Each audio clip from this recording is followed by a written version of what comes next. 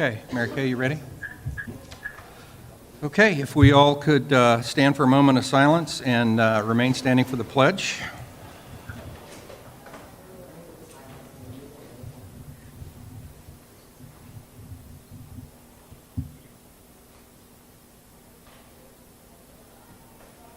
I pledge allegiance to the flag of the United States of America, to the republic for which it stands, one nation, under God, indivisible, with liberty and justice for all.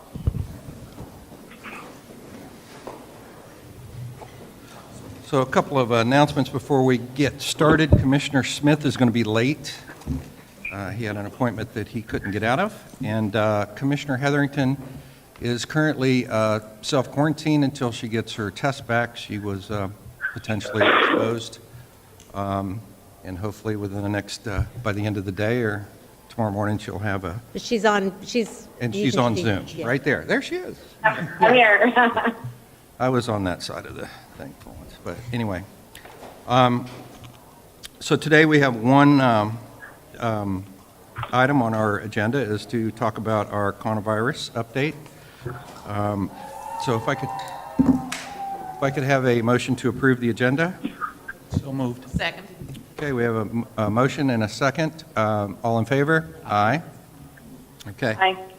So normally in our special meetings, we depart from our normal public comment being first up. We allow our presenters to do a presentation. Today we have two, Mr. Rob Lord from Cleveland Clinic and Renee Rouse from the Department of Health will be Department of standing in for Carol Okay. Ann, because she's not here. all right, and then at that point, we'll take public comment. Just to make everybody aware, we have 30 public comment, at least 30 public comment cards for people here. We have 250 emails, so we're going to be here for a while. So with that, Mr. Lord.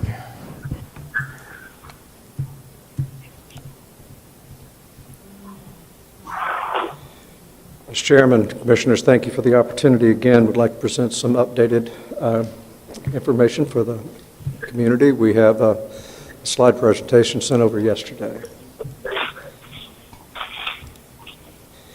The next slide, please.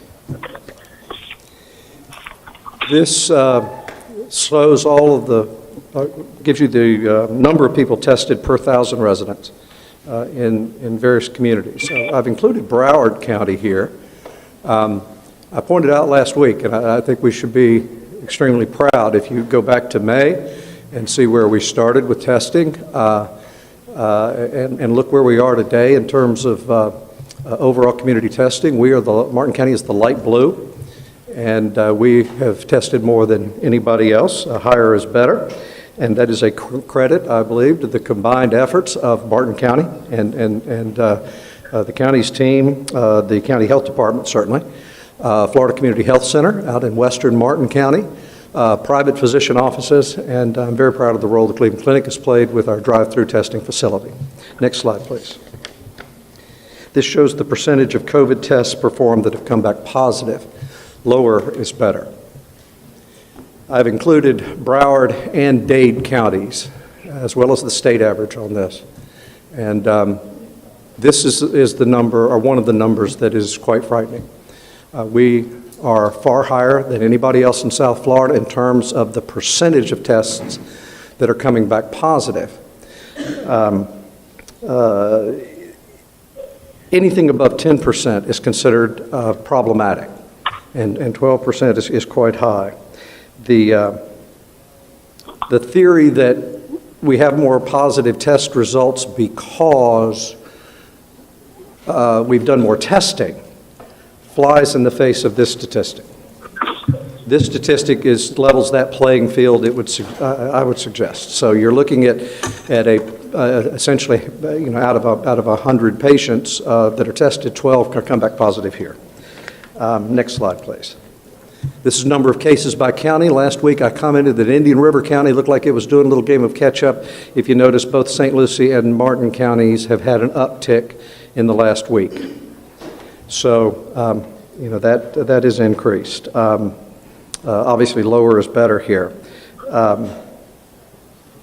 The slope of that line turning up, again, is one of those things we need to keep an eye on. Next slide, please. Hospitalizations. We have had a lot of talk about hospitalizations, and Commissioner Smith, I'm sorry I can't be here. I do have some statistics he asked for, but the orange line, and for those Gator fans, I have stuck with the blue and orange motif. Reluctantly, you can see Martin County around in late June. We passed St. Lucie County, and we're widening that gap just a little bit. This is let's go to the next slide. Age distribution by county. For those who think that this is a disease for the frail elderly, the next couple of slides, I think, will suggest that we all need to be very concerned. If you look at this graph, the number one category is age 25 to 34. Nipping at its heels is 35 to 44.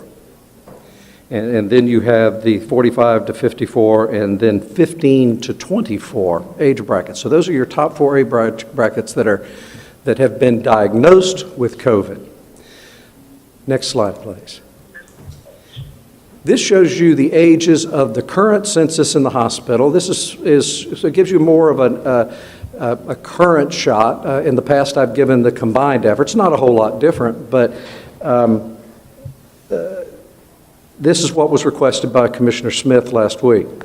For those who think this is for the frail elderly, you have to be quite sick from COVID to be among these patients. And as you can see, we have 12 that are 19 to 44 and 17 that are 45 to 54, and then 13 that are 55 to 64. Now the blue represents the hospital in downtown Stewart. The orange represents Tradition Medical Center. It is important that I note that there are an awful lot of patients that are in Tradition that are from St. Lucie County, and we have some patients at North that are from Martin County. Next slide, please.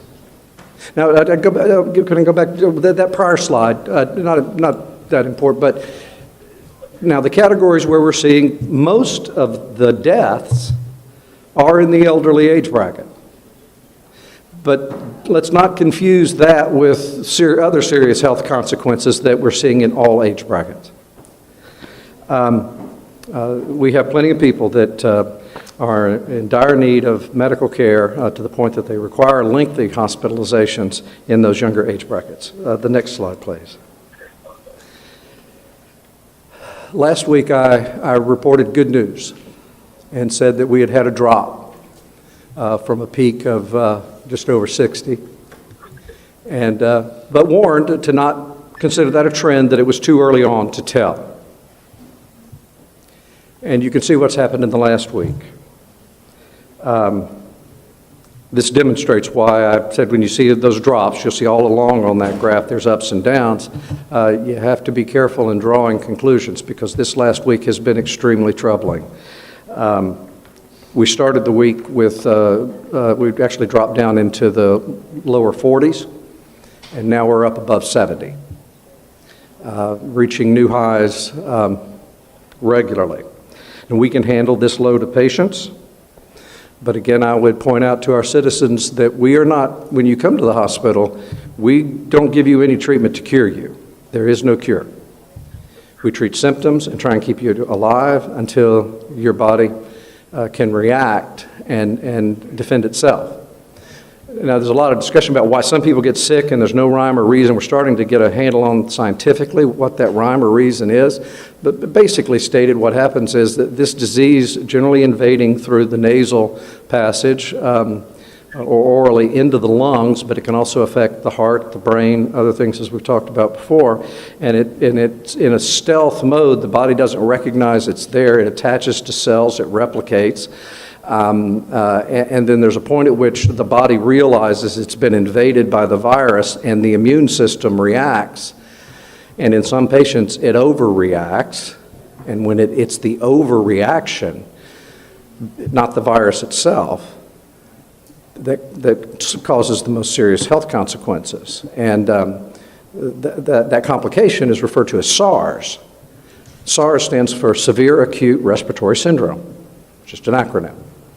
And these patients develop, most of the patients that get very, very sick, and that's represented on this chart.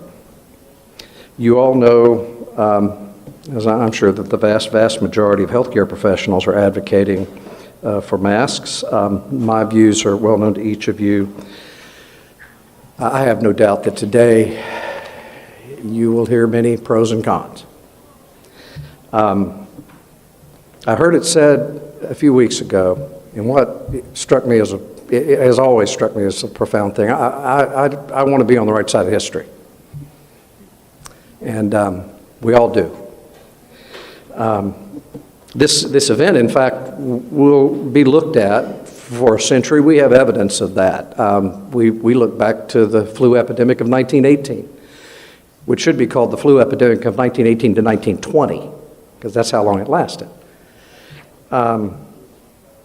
This last week, more and more of our nation's leaders have agreed with America's infectious disease experts and epidemiologists, along with the vast majority of other physicians, that requiring masks would save lives.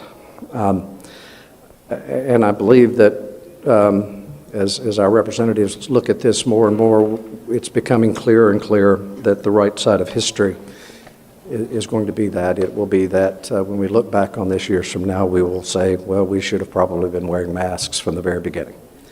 But for the commissioners, I just want you to know that my hearts and my thoughts and prayers are with you as you deliberate this very challenging issue on what I know will be a very difficult day. I will be honored to answer any questions that you have. Any questions for Mr. Lord? Yes, Commissioner. Yeah, just some observations, and that is that it looks to me like in the past less than 30 days that our infections have tripled in Martin County. Have deaths also tripled in the last 30 days? Let me defer to the health department on that, but we've had a significant number of deaths, yes, ma'am. And in the last week, our infection rates have increased by 16%, and hospitalizations, notably from this graph, look like on June 24 to present, our hospitalizations went from what looks to be about 42 Yes, to ma'am. 72. Yes, ma'am. That is correct. That's called soaring. That's a frightening number, and from talking to colleagues in other communities, they're seeing similar trends throughout Florida. But we may be leading the pack because of that high infection rate. Yeah. I know that you've stated before, as you stated today, that in order to be hospitalized, you really, really have to be sick. Yes, ma'am. So this statistic for me is the most alarming one. They're all alarming, but this one is indefensible. Well, I would agree. This and that age, the age of the prior one showing so many young people or younger people winding up in the hospital is concerning. Very obviously concerning. And what's your capacity now at the hospital? The odds. You don't want to say. No, the odds of my retirement are premature. In the vernacular of the day, fake news. Although I've had a couple of people, as I came in today, that were expressing attitudes suggest that they would be in favor of that. But I am the president of Cleveland Clinic Martin Health, and I have no plans to change that. Thanks. Thank you. So is there any plans to slow down, stop elective surgeries if we're reaching critical mass here? We're developing, we have our contingency plans. We continue to refine them, but there will be a point at which we will have to curtail that. And if this continues on this path, I won't be surprised if the governor doesn't have to do something like he did before, where he does it across the state to preserve personal protective equipment. We still face some supply chain challenges. So as we increase our consumption of those critical items, we'll stop doing elective work to preserve them if we have to. Right now, we're not in that situation. Again, the Cleveland Clinic has been extraordinary in providing support, the enterprise in Cleveland in providing support here locally. We have plenty of ventilators. We have room capacity. We can convert rooms to ICU rooms, we can convert units to COVID units. Of course, that means that elective patients can't go in there, and we have to balance that. We have patients that need to be treated, that not for COVID, but for other things. Before COVID, we had hospitals with plenty of people in them. So it presents a particular challenge, but I'm very proud of the team we have. We have those plans. Right now, we're going ahead. In fact, we have liberalized our visitation policies. We now allow limited visitors. On another day, I'll come back maybe next week when you don't have this on the agenda and go through those visitation policies for you. But I know today you have other things.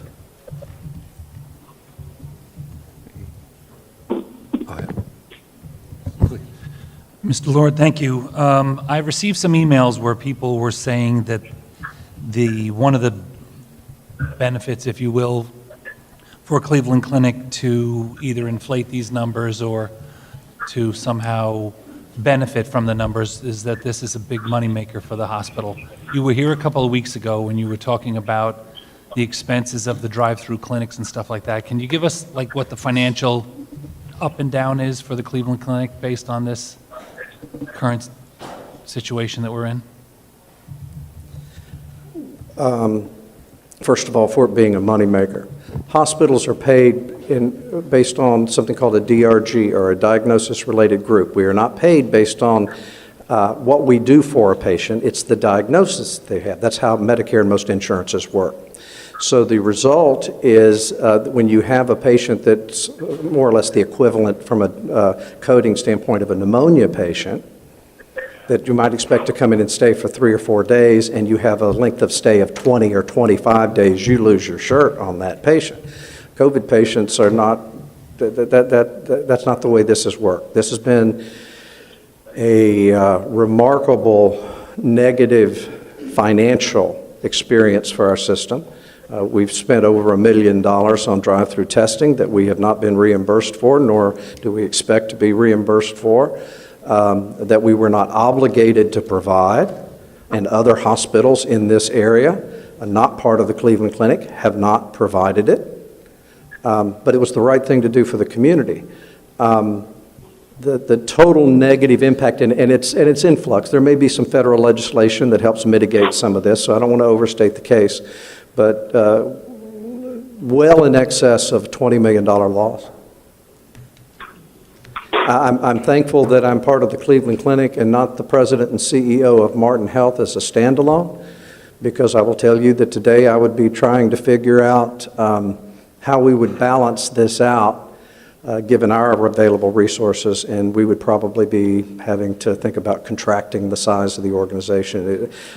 My heart goes out to the independent hospitals across America, all hospitals. This has been the antithesis of a profitable experience for America's hospitals and physicians. Commissioner Hetherington, did you have something? Are you good? Commissioner No, Smith? I'm okay, thank you. Commissioner Smith, are you? I'm all set, and thank you, and I apologize for being tardy. And now, just if I may, Mr. Smith, there was a slide, I believe the next to the last slide in my presentation was the information you had requested last week. Thank you, I appreciate And it. that is for patients currently hospitalized. Okay. With that, thank you very much. As always, thank you. Now, if we can have the Department of Health.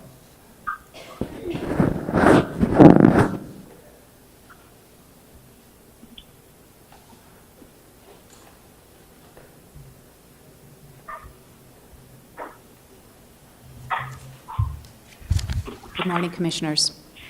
My name is Renee Rouse, and I'm the Public Information Officer for the Florida Department of Health here in Martin County. Get a little bit closer? Okay. Thank you again for the opportunity to speak. We are grateful for your partnership to promote and protect health of our residents here in Martin County.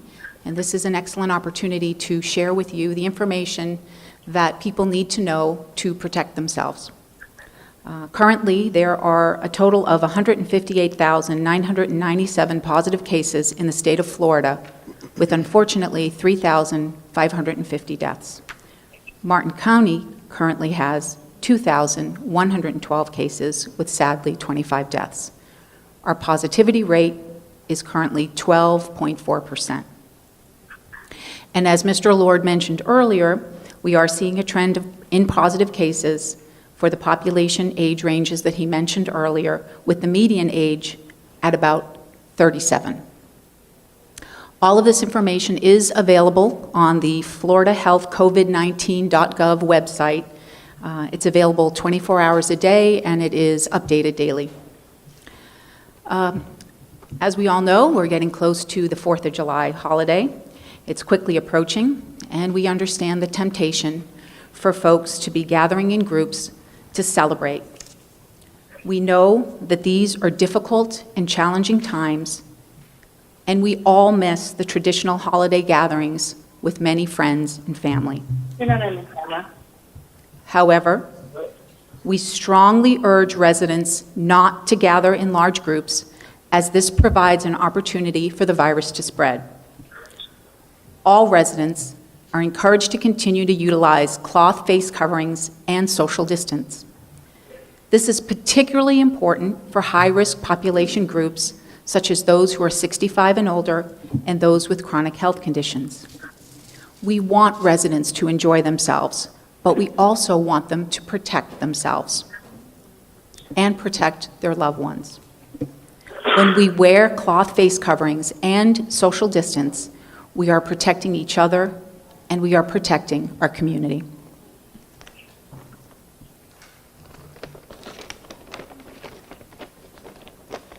As you know, the health department continues to do case investigation and contact tracing for all positive cases. And this is an important opportunity for us to connect one-to-one and provide the education that people need to know to stop further transmission. We continue extensive outreach to long-term care facilities and assisted living facilities, and for the staff who are caring for this vulnerable population. We work with them to ensure they have the supplies and the resources they need and are following the strict infection control guidelines to protect their clients. DOH Martin is also working collaboratively with the University of Florida IFAS Extension to educate agricultural, nursery, and landscape employers and employees on COVID-19 virus prevention. We are also working with the Martin County School District as they prepare their plans and explore options for return to school. Testing is available in the community through Cleveland Clinic, Martin Health, Florida Community Health Center, and many private healthcare providers. In closing, I encourage everyone to avoid the 3 C's, which are the closed spaces, crowded places, and close contact with people.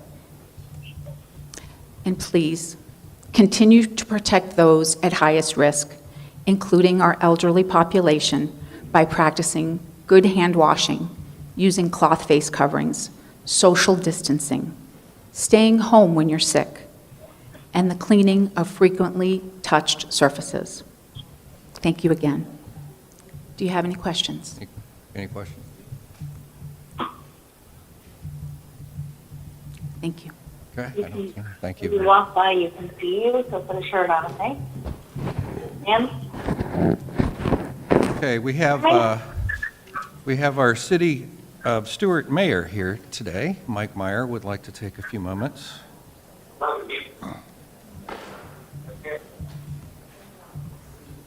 Put a shirt on, I said.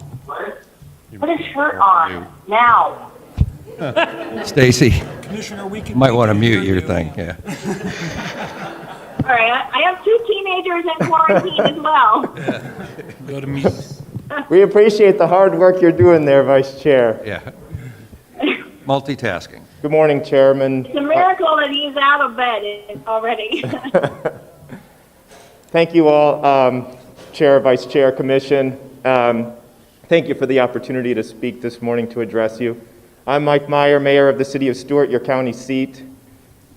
I applaud your strong leadership and bravery in having this difficult conversation, this necessary conversation around this very important ordinance. I also want to applaud you for your strong leadership and bravery in your initial emergency order requiring masking for businesses open to the public. That decision affirmed three critical things. One, masks are not unsafe. Two, masks are not political. And three, masks limit the spread of this deadly virus. You have already affirmed those three things with your initial order. I offer you my full-throated support on behalf of myself, my city, and our residents to take it to the next step. Masking is how we will stop the spread of this virus until we have a vaccine. I am heartbroken for the businesses in our county, in my city, that are suffering because of state orders ordering them to close, to stop service. Livelihoods are being lost increasingly. Masking is a middle step. It is something that we can do locally to slow the spread so that we do not have any more draconian state orders that will impact our community, the livelihoods of our workers and our small businesses for generations. This is not an issue of civil liberty. This is not a constitutional issue. This is a matter of common sense, of science. We need to listen to our healthcare providers here that are bravely speaking. Ma'am, please. And I would like to say, many of us here, I know, those who are not wearing masks, those that are, have signs at their homes, at their businesses, thanking them, thanking our essential workers, blessing our essential workers, our critical workers. I think we'll take a break now. This is getting a little out of hand. Let's continue on. Don't let them disrupt our meeting. Okay, well, here we go. It's on, baby.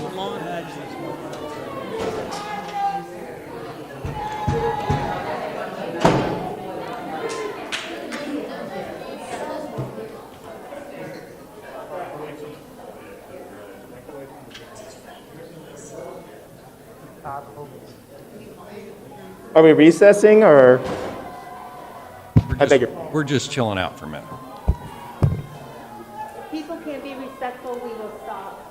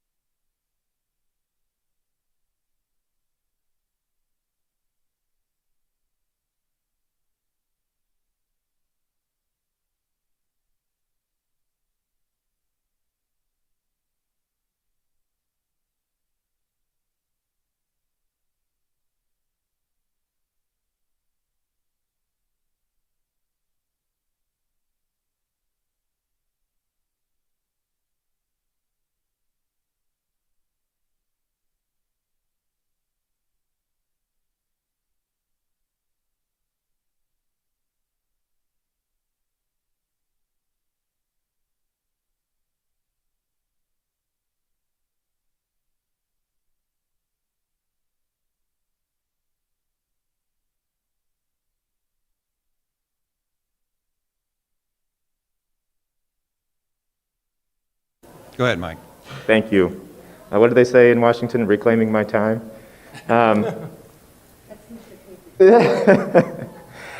Anyway, I guess I'd like to focus on this sign that I see all around our community. I love this sign. Thank you, frontliners. Stay safe. We all appreciate the hard work, the risky work that our frontline workers, our public safety officers, our essential business people have been doing throughout this scary pandemic, this deadly disease. We thank them. We say, God bless you. We buy them lunch. We see so many stories online of the support that we want to rightly show for our frontline workers. We need to not just talk the talk, we need to walk the walk. We need to protect them. A face covering protects them. Who is protecting them? We are not, unless we have some ordinance, this smart, nuanced, local ordinance that reflects our local community, that has the right carve-outs. We need to take this action to prevent the spread to our frontline workers, if nobody else.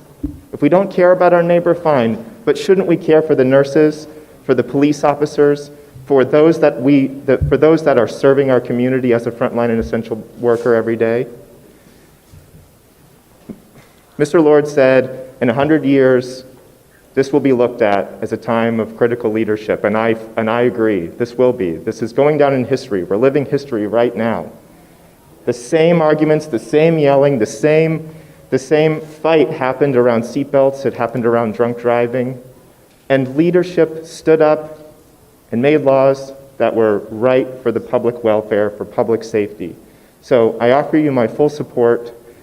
I stand proudly by you, and I ask you to please pass this common sense ordinance that is tailored to this very critical moment today.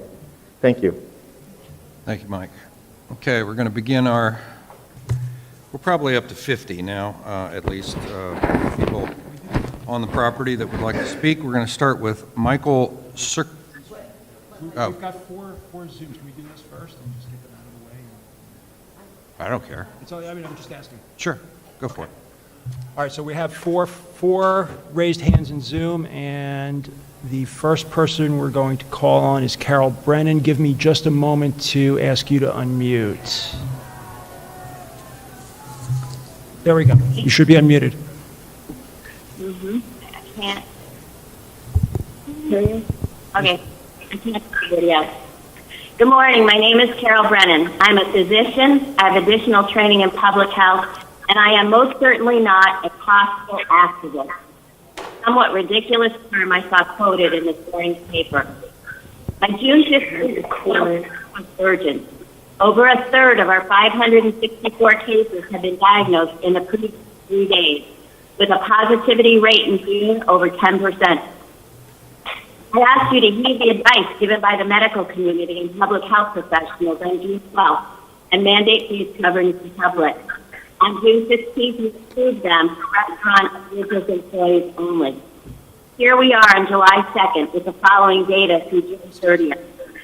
Total cases have almost quadrupled since June 15th to 2,112, with a positivity rate ranging from 11 to 25%.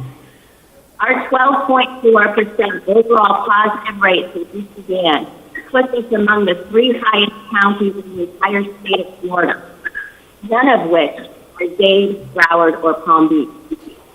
The median age remains 37, but without additional intervention, that will eventually rise again as young people infect older, vulnerable people in their families and workplaces. With a rise in median age, hospitalizations and deaths can be expected to rise also. Several area businesses have closed recently because staff or customers tested positive, resulting in increased costs, decreased revenues, and lost wages. Youth programs have sent children home with warranties for possible exposure. The state has shut down bars. A study published yesterday from Goldman Sachs found that mandating face coverings nationally could save the economy $1 trillion. How much could it save here in Martin County? If public health isn't sufficient motivation, consider the economic motivation. Over 70 local municipalities in Florida have already mandated face coverings. The time is past due for you to join them.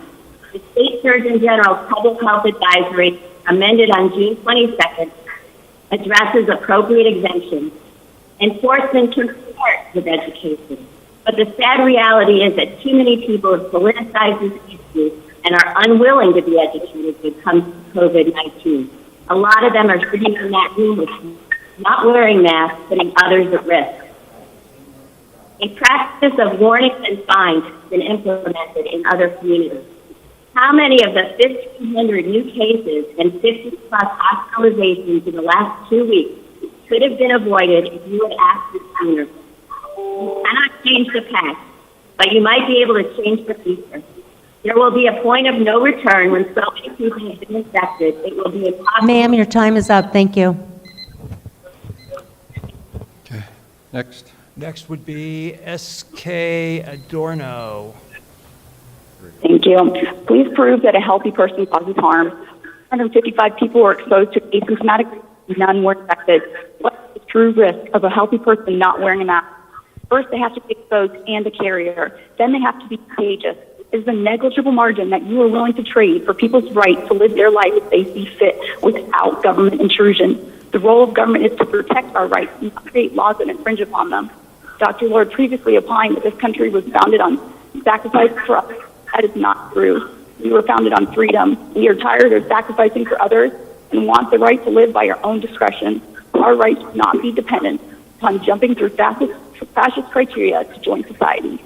Today, it is masks. Tomorrow, it will be vaccines and more intrusive measures. We should never have to prove our freedom and are being conditioned to think of freedom as selfish. A tyrannical government is a much bigger threat to our society. There is no such thing as collective health, only individual health. I value my autonomy and will fight to protect it. Poor lifestyle choices are a risk. Now healthy people are being forced to mitigate the risk of others who haven't prioritized their own health. Have you considered mandating exercise to reduce the true tangible risk of comorbidities?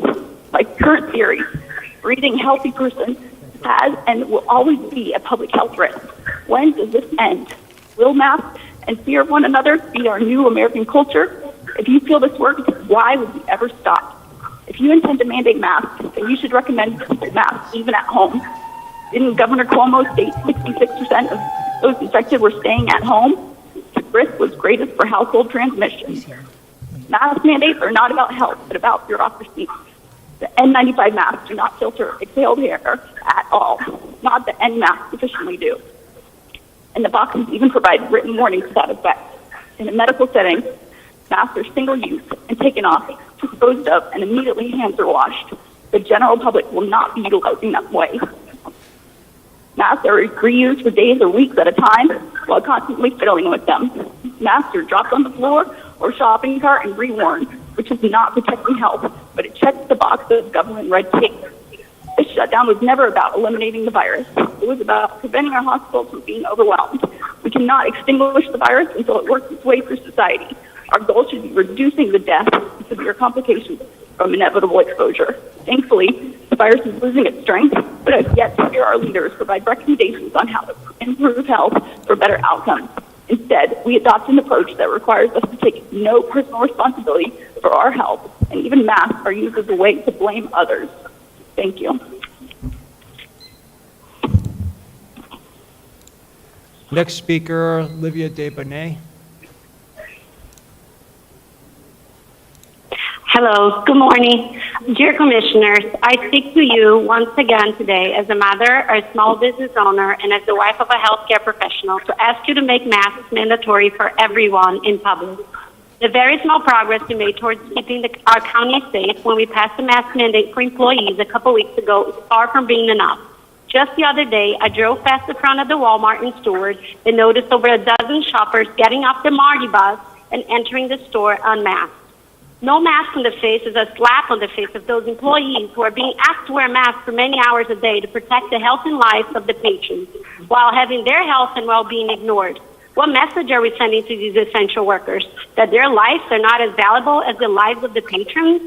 No mask on the face is a slap on the face of all the children of Martin County who had to give up going to school for months to keep our community safer. My oldest son was one of the thousands of high school seniors who went on spring break in March and never had a chance to see his classmates again or say goodbye to his favorite teachers.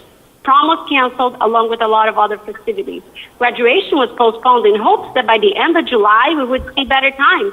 But instead, we reopened our economy and did not enforce safety measures like social distancing and mask wearing. And as a result, our numbers started skyrocketing. It wasn't safe to hold graduation in May when we had a few hundred cases altogether, but somehow it's going to be safe to do it in July when we're seeing close to 500 new cases a week in Martin County. No mask on the face is a slap on the face of all local business owners who saw no income for months and have been struggling to not close their doors permanently, because we know many will not survive if we can't turn this around and we'll have to close again. And finally, no mask on the face is a slap on the face of all of our local doctors, nurses, and healthcare workers who wear masks every day, all day, to take care of the sick of our community, not only risking their own lives, but also many times having to give up being close to what they treasure most, their families. Have the political courage to do the right thing to save lives today. Your community is counting on you. Thank you. Next is Christina Acevedo.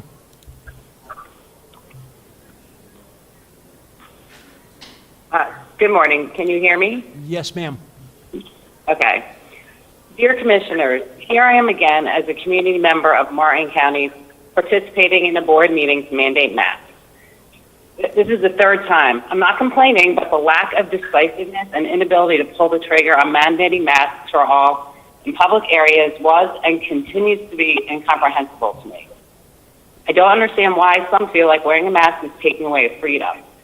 Why they may, be bothered because it's uncomfortable and makes them hot and sweaty. I know you guys have heard several reasons. But I want all these people who don't want to wear a mask to listen really well to this. In order to complete a process of developing a viable human vaccine, a human trial has to be done. A trial involving healthy 18 to 25-year-old voluntary young adults. Yes, voluntary. These young people, thousands across the world, are volunteering for the greater good of mankind. Fully aware they could catch COVID-19. Fully aware they can get really sick for weeks. Fully aware they may get COVID-19 and have permanent lung damage. Fully aware they could even die. They know this, but they are willing to risk their lives to help you. I hold these individuals in the highest regard with the greatest respect. I want all of you who don't wear masks to look those young volunteers in the eyes and tell them, you don't want to wear a mask? Tell them all those petty complaints you have about mask wearing. Tell them about your rights. Tell them, those who are willing to risk it all, why you won't simply cover your nose and mouth for the time being, not forever, for the greater good of mankind. Look them in the eyes and tell them you're not being selfish, because frankly, the bottom line is you are. Please don't let these individual sacrifices be in vain. Mandate mask wearing. Mandate it today. Thank you. And last speaker is Carlette. Carlette, would you please state your full name? Can you hear me? Carlette J. Peck. Go ahead. And ready? I just want to say, in terms of who I am, I'm an epidemiologist for the Florida Department of Health, and I'm working for both Martin and St. Lucie counties, and I'm speaking on behalf of mandatory face covering or masks. There's an increasing body of knowledge that studies and things that have been researched in other areas that the masks do decrease the spread of COVID virus in combination with social distancing and, of course, the hygienic measures that are recommended by the CDC. So what happens with masks is masks don't really protect you that much from other people. But what they do is they keep your secretions in your, contained in your mouth, so they don't spread throughout the air as easily as they would if you were not wearing a mask. When you wear a mask and someone else does not, that then means your mask really isn't all that protective for you. So really everyone needs to wear a mask. Collectively, if we all do that, there's evidence that documents that transmission will decrease. Now, why is it important to wear a mask? First of all, you saw the cases that, and I'm going to share the screen here and show you, somebody disabled my screen share, I don't know why, but I was going to show you an epidemic curve, and but you've seen that from Rob Lord. But basically, we have more cases now than we had when we were on stay-at-home orders. And I think many of us are watching the numbers continue to skyrocket every day. And soon, I believe it will be difficult for hospitals to continue to accommodate these cases. And when that happens, then that means there is a need to put shelter, an alternative medical treatment center, which we do not really want to have because it's not really the kind of care that we would like to give to people. So if our hospitals become overwhelmed, we are in danger, and of course the health department is planning for that, but it, again, is not what we want. I think it's also important to say that our governor is going to receive more and more pressure to have another stay-at-home order or to pull back on the economic. Ms. Peck, your time's up. Thank you. Time's up. So, thank you. Okay. All right, now, I guess, George, you're going to call out the names? Yes, Mr. Chair, if we can, before we take a quick break, we are going to need to organize who in this pile is inside and who is outside so we can have an orderly way of bringing you public comment. Okay. So if we can adjourn, but those of you in the room, if you could wait until you hear your name so I can put you in the building pile, please, Okay. that would be great. All right, so we'll take a break for how long? 10 Give me minutes? 10 minutes would be 10 great, minutes, all Commissioner. right. Thanks. Michael Circus, I know you're here. And I apologize.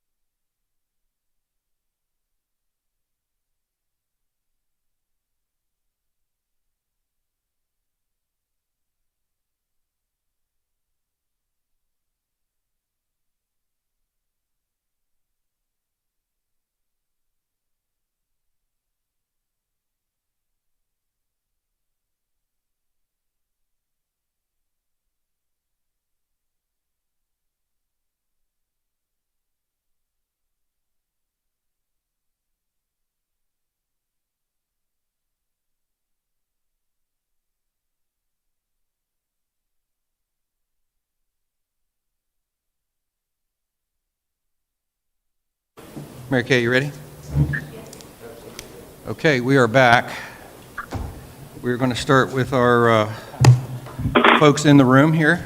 You have 3 minutes that's going to be very strictly enforced. Ms. Krista has something to read prior to Yes, thank you. We are currently in what we refer to as an election season. We do have county commissioners that are in active campaigns for re-election. Public comment is to address the Board of County Commissioners as a whole. We do not allow partisan politicking, which is defined as advocating the election or defeat of a particular candidate. Use of words, dates, signs, props, and/or wearing apparel or a nameplate that convey a message expressing advocacy for a person or group of persons is also not allowed. Thank you for your cooperation. As the chair said, you'll have 3 minutes. Okay, Michael Circus, followed by Rehan Miller. Rehan Miller. Go ahead. All right. Good morning. Thank you guys for your time. A quick point of clarification going to Ms. Hurd's question this morning. I believe it was Mr. Smith had the question last week. There are 44 current hospitalized COVID-19 patients in Martin County. What Mr. Lord said this morning is there's 72 within the Cleveland Clinic Health System. That's 28 in St. Lucie County, a tradition, 44 here in Martin. So I just want to point that out for clarification. I'm here today to speak about the CDC recommendation that individuals with chronic disease or illness that results in lack of breathing or difficulty breathing not wear a mask, or at the bare minimum, consult their physician first. The top 4 categories of this are asthmatics, 8.3%, which is 13,363 residents of Martin County. COPD, 3.6%, which is 5,796 Martin County residents. Chronically obese, 37.7%, or 60,697 people in Martin County. Or heart dysfunction, 12.1%, 19,481 people in Martin County. That is a cumulative of 61.7% of your constituents, or 99,337 people in Martin County, who are not required, but heavily recommended by CDC to consult a physician prior to putting on a mask. Now, I can't speak for those 99,337, but I can speak for myself. 4 years ago, I was diagnosed with Wolff-Parkinson-White syndrome, which is a mechanical defect in my heart. Causes abnormally high heart rate, palpitations, shortness of breath, and in extreme cases, tachycardia, resulting in cardiac arrest. Now, I don't expect any of the 4 of you to understand my health complexities, and in no world whatsoever is it reasonable to expect you guys to understand the health complexities of 99,336 other people. And that is exactly why a broad stroke approach, a one-size-fits-all mask mandate, is outside the purview of this commission. To have 60+% of your constituents information that you do not have, and to assess a public policy without even taking into consideration those issues, that's just poor governance. It's immoral to ask 61% of your constituents to prioritize either their health or being compliant within the law. And quite frankly, statistically, it makes no logical sense to do so. So what I'm asking you to do is to strongly suggest and recommend with every fiber of your being that every healthy individual, or even sick individuals who have the capacity to withstand wearing a mask, that they do so. It is the morally right thing to do, but under no circumstances should it be a requirement. Thank you.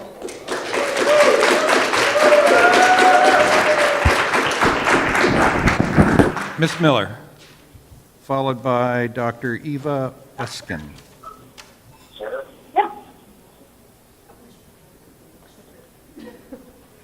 Hi, good morning, I should say. I'm here obviously to state that no mandates for masks. It's been proven you wear a mask all day, it decreases your oxygen flow. A lot of the masks that we wear aren't effective. I don't know, I'm nervous, I don't know why. I do public speaking on a normal basis, but in the cases I think are way inflated. I know someone that works for a hospital in another county, and the CDC guidelines for cases is if someone comes in and they want a test and they are given 2 tests off the bat, the rapid and then the one that they send in, both tests come back positive, that counts as 2 cases. If that person's hospitalized for 2 weeks, every test they take that comes back positive counts as a case.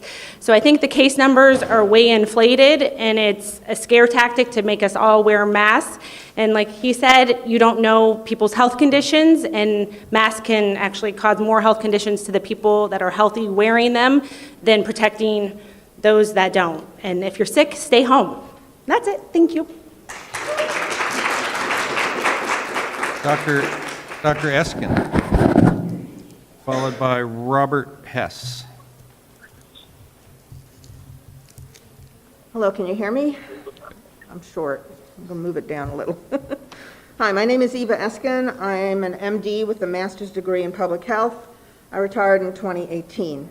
Due to my training and my experience as an occupational medicine clinic director for both manufacturing companies and large healthcare systems, I have expertise in the use of masks, respirators, and disease prevention. We know that COVID-19 transmission can occur by asymptomatic and pre-symptomatic individuals. We know that wearing a mask in public could keep an infected person from spreading infectious droplets. Studies show that a cloth-faced covering can reduce the chance of COVID-19 spreading. We learned that standard public health measures such as quarantine can decrease the spread of disease. We learned this during the lockdown when everyone was quarantined. Attempts to resume normal social and economic activity have now resulted in a spike of cases. This could be mitigated by enforcement of public health measures such as social distancing, masks in indoor public places. We're not asking to mandate them all the time everywhere, and and limiting crowds. The risk of infection is correlated with the dose. So volume of virus that you are exposed to and the exposure time. You want to decrease one or the other of them. Arguments that mask wearing is harmful to health are either just bad science or actually malicious. Surgical mask use has minimal physiologic effect. Many people with asthma and other chronic diseases are able to tolerate masks. If these arguments were true, all of your healthcare personnel would be dead. Measuring oxygen on exhalation behind a mask is an erroneous measure. When you breathe in about 500 cc's of air. The dead space behind even a tight-fitting mask is only 100 cc's. So we are breathing in 400 cc's of room air, which is 21% oxygen. It dilutes the effect of the decreased oxygen behind the mask. Public health measures to prevent infectious illness that require the individual to give up some rights and privileges for the common good have been in place in this country since colonial times. It's not something new, nor, unfortunately, is the response of those more concerned about themselves than their community. We all want to resume normal activity. My large social group of women in the community do not want to be forced into a binary choice of either staying home or risking dying. Thank you. Thank you. Mr. Dr. Robert Hess. I'm Dr. Robert Hess, a retired nurse whose career spanned 50 years, author of 2 books, several hundred articles, world's leading researcher in my healthcare field, and an international keynote speaker. Florida is now one of 4 states that accounts for 50% of the people infected with COVID-19 in the U.S., which is the 3rd leading hotspot in the world. Martin County's contribution to those rankings is recognized nationally. A week ago, I urged you to extend your mandate to all employers and employees of commercial establishments that welcomes the public to wear masks to include all clients and patrons as well. You see, if both customers and employers had to wear masks, businesses and the public could comply without confusion. I was under the assumption that a vote would be taken that day, and you would make a decision to fall in line with the 3 counties to the south that mandate masks everywhere. Instead, I found out that you were not prepared to do anything, but wait until a week while council prepared an emergency ordinance that could have been ready at that meeting. I can tell you what happened between then and now. We had another full week of people to spread COVID and sicken and die because masks remain optional. And we had a week for Martin County shoppers to flock to the counties to the south to spend their money there because they now believe that it's safer to shop there than here. If we don't, at the very best, mandate masks for everyone today with real consequences for those who don't wear a mask, we will have a spectacular spread of virus through our unregulated stores during the July 4th weekend that will produce another spike of morbidity in 2 weeks. Despite anything you will hear from the tinfoil hat people here this morning, the science is clear that wearing masks reduces the spread of COVID, which gives us a chance to make a difference. Speaking of the 4th of July, my family fought in the American Revolution, and my only son died in the military. They didn't fight and die for a country where elected officials don't look out for their citizens. They sacrificed for a country where heroic elected officials do the right thing. So please, please step up and crush this virus in Martin County. People who don't want to wear a mask can stay home. Meanwhile, here's a simple public health solution. Mandate all commercial establishments to post a sign, no masks, no service. Thank you for your time. Jan Monzingo? Monzingo? You can go that one. We'll alternate the microphones. All right, thank you for this opportunity. Could you repeat your name? I butchered it. I'm sorry, Yep. Jan Mozingo. Yes, thank you for this opportunity. We, the people of Martin County, want to see you all represent us today. And what we saw in this vote last week was not, and what I've been seeing is not representative of the people of Martin County. In my 60 years, I have never seen our freedom eroded so quickly, with so many demands and things being put upon people, regulations being put upon people. If this is about the mask, okay, the mask, I am so for freedom, and everybody that wants to wear a mask, and you look lovely in your masks, wear them.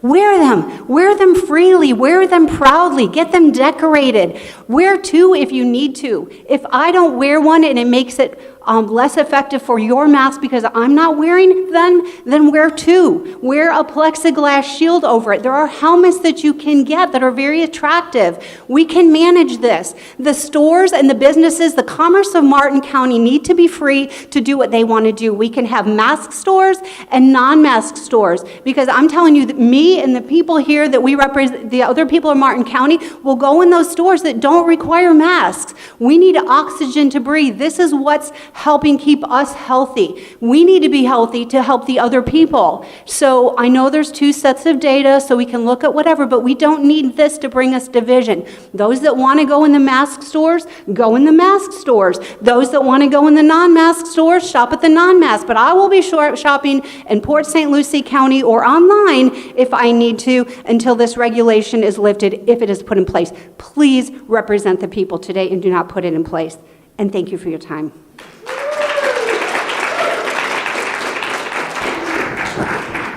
Todd Monzingo. Who's after him, sir? Oh, Nicole Banks after him.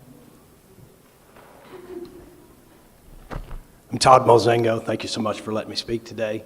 That was my wife, and I'm going to maybe be in the same vein here. But my question is, who is being told that they should not or cannot wear a mask?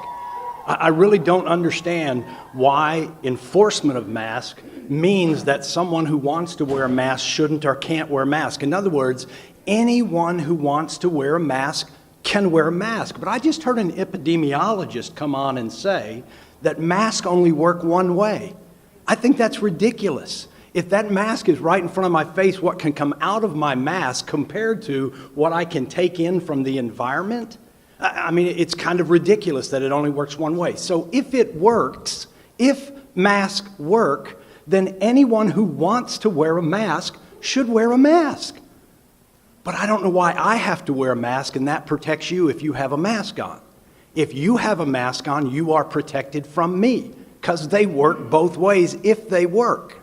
So there's no reason to mandate me to wear one. You need to mandate anybody who feels uncomfortable, who's concerned, who's in a risk group. They should wear a mask. But I shouldn't wear a mask because they will be protected by the mask that they are wearing.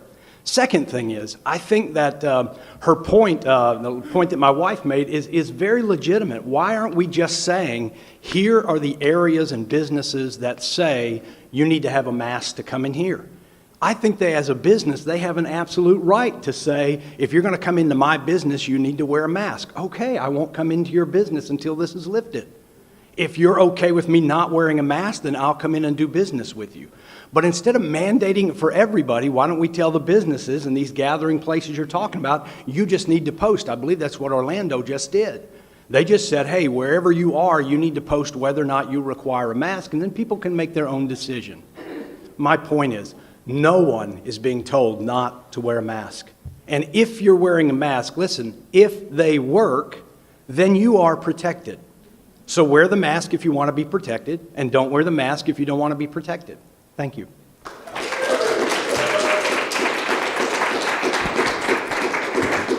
Nicole Banks, followed by Robin Cass.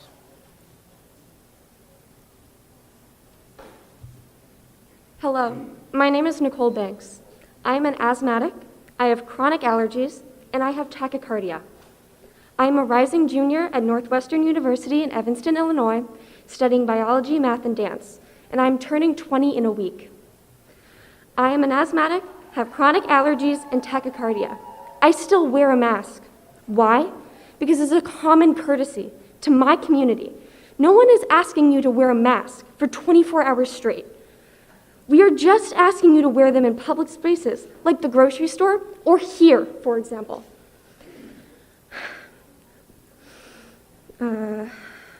Why do I want other people to wear masks? Because I am at high risk of developing worse symptoms because of my allergies, asthma, and tachycardia. I had hoped that my community would protect me and care about me enough to protect other people with conditions like these.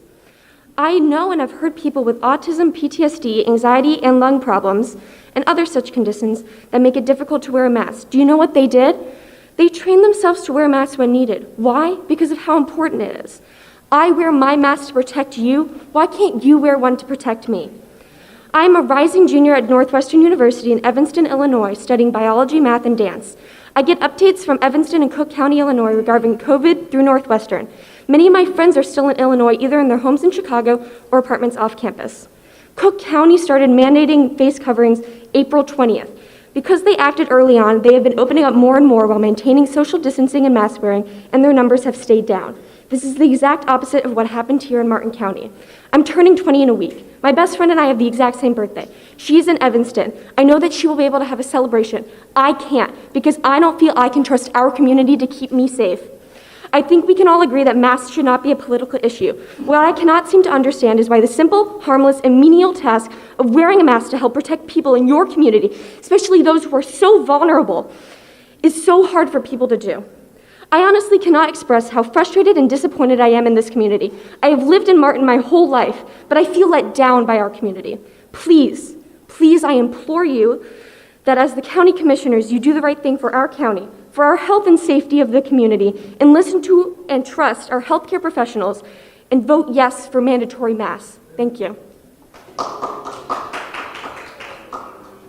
Robin Cass, followed by Mona Leonard. Hi, my name is Robin Cass. I am a mother, a citizen, and a physician. I am not a hospital activist. I don't even work at Cleveland Clinic. To be clear, there is no profit or monetary benefit from mask wearing to hospitals or individual physicians. In fact, masks help some people. Masks help save lives and protect people and will actually help promote business in the future. They absolutely do not lower oxygen intake and rather protect the most vulnerable people. Those are the ones with the underlying lung disease, and they're the ones who should actually be wearing masks and be protected from other people. This is a matter of public safety, not politics. Even Mitch McConnell and Marco Rubio are wearing and encouraging masks now. It's going on 3 weeks now discussing this matter, and in that time, the number of infected in Martin County has risen dramatically. Please look to other Florida counties and other states who have already passed such orders.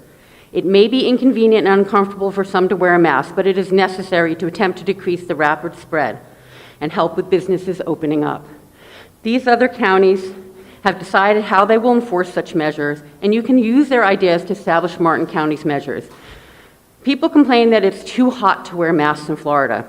I think for most circumstances, when you're outside, you can adequately social distance so a mask wouldn't be needed unless in a very close crowd out of doors. Indoors, there will be air conditioning in most businesses. Good luck in passing the appropriate emergency orders to protect citizens of Martin County. I'm also quickly going to read Dr. William Carlson's note. This is his note. My name is Dr. William Carlson. I'm a managing partner of South Florida Orthopedics and Sports Medicine and former president of the medical staff at Martin Health System. We employ over 200 staff members at South Florida Orthopedics, and the majority of them are in the demographic in which COVID-19 is spreading rapidly. All patients are screened for symptoms before entering our office and are required to wear face coverings while in the office. Our physicians and staff members are required to wear masks at all times. While the risk of transmitting the virus between patients and staff is not zero, we believe it is low because of our extraordinary measures to protect the health of our patients and staff. What we cannot control is behavior outside the office. While we do trust our staff to understand the seriousness of the situation and follow CDC guidelines, they are interacting with family and complete strangers in community who do not understand or choose to ignore these guidelines, putting our staff members and our patients at risk. By requiring all residents and visitors in Martin County to wear face coverings in public, you will send the message that you understand and are committed to keeping us all healthy and safe. Please do not delay this decision another day. Thank you. Okay, thank you. Mona Leonard, followed by Julie Borenson. Good morning, Commissioners. Well, that was loud. I want to give kudos to Martin County, our Commission, and Cleveland Clinic for the outstanding work that they've done thus far in this unusual situation. It's pretty amazing that our numbers have spiked, and yes, the percentages are up. However, our overall death rate in Martin County is half what it is in the rest of the state of Florida. That's how well we're managing this.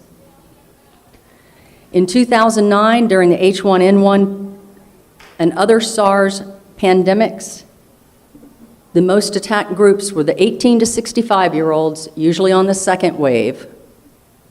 There's nothing new under the sun.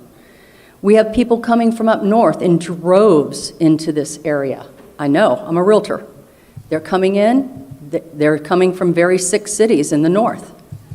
That needs to be factored in. Many of the patients who have tested positive have little or no symptoms. Nobody talks about the symptoms. Nobody's really bringing up the death rate anymore because the death rate's staying pretty level.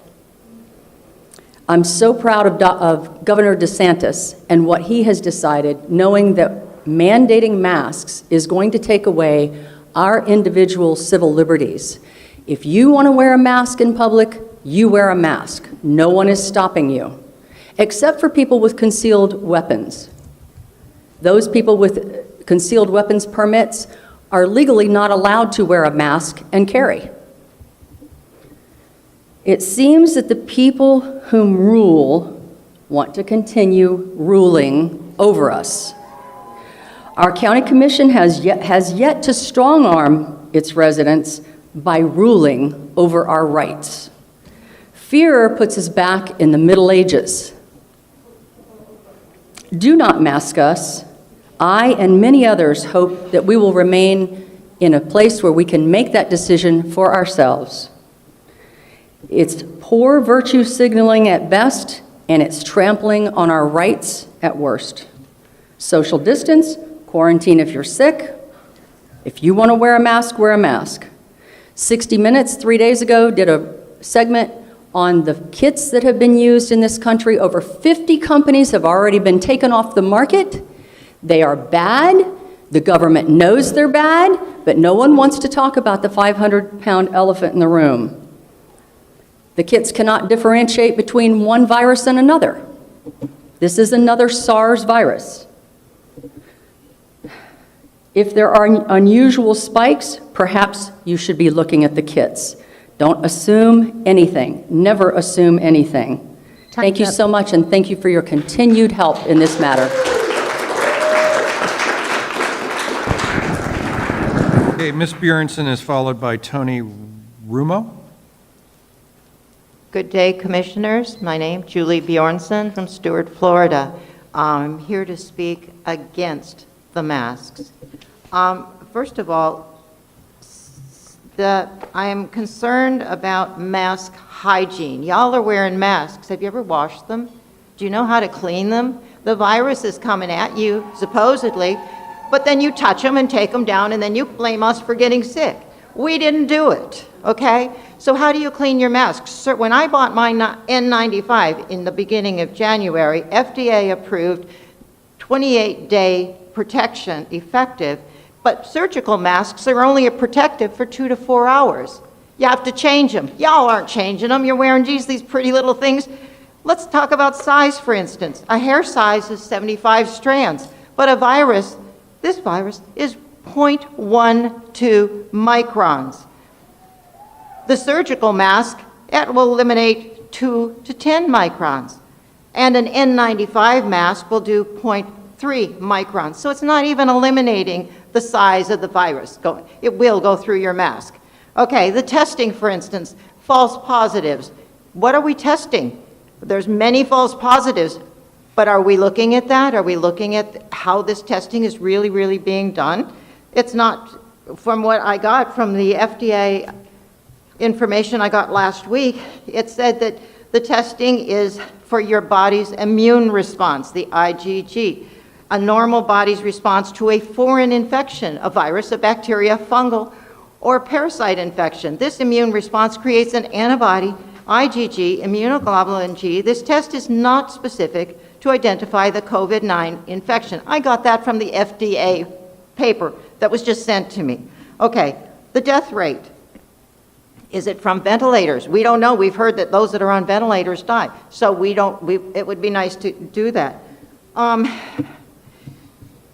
Where are the preventive recommendations to strengthen our immune system? It's not out there. You've got the medical saying this is sickness, go to the hospital, do this, do that. But vitamin A, vitamin D, zinc, quinine from maybe tonic water. What about hydroxychloroquine? It's been used as preventive. Is this available for people that might just have a minor sickness? And it's been also used as preventive. What about the other foreign countries that are doing marvelous work at conquering this with some other alternatives besides going to the hospital and ventilators?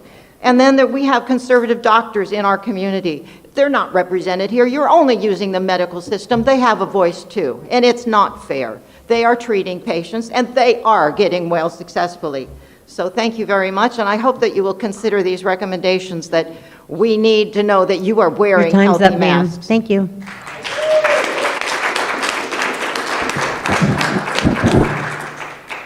Ms. Rumo, followed by Massey Campos.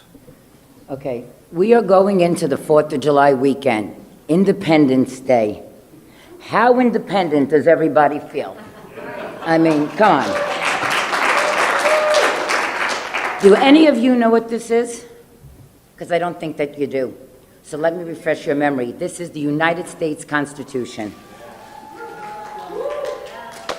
You are all civil servants that work for us. We, the people. And you have no right to tell us what to do with our bodies or our businesses. We, the people, delegate power to you, and we can take it back from you. All of you are in violation of Amendment 1 and 4 of the United States Constitution. There is no executive order, code, policy, statute, or mandate, or anything else that allows you or the governor to shut down anybody's businesses or make them operate at 50% capacity, and nothing that allows you to take away their business licenses. These are just suggestions and are not law. In order for it to be law, it must pass through the legislature, and this is a very timely process. You have no right to lock people down, close the beaches, or force them to wear a mask or have their temperature taken, and no home arrests are allowed without due process. We have the right to due process. The laws are there to protect us, not to infringe on our rights. In Roe versus Wade, the Supreme Court passed that a woman has the choice of what to do with her own body, and then it was passed that everyone has the choice of choosing what to do with their own bodies. You do not have the right to be tyrants. What you are doing is domestic terrorism. In Section 802 of the Patriot Act, it clearly defines domestic terrorism in Articles 1 and 2 as a violation acting against the people. Title 18, United States Constitution, Section 242, deprivation of rights under the color of law. It may look like a law, it may smell like a law, but it is not a law. You can recommend, but you cannot require anything. If you continue to flex your egos, you knowingly and willingly will violate your oath of office under the color of law.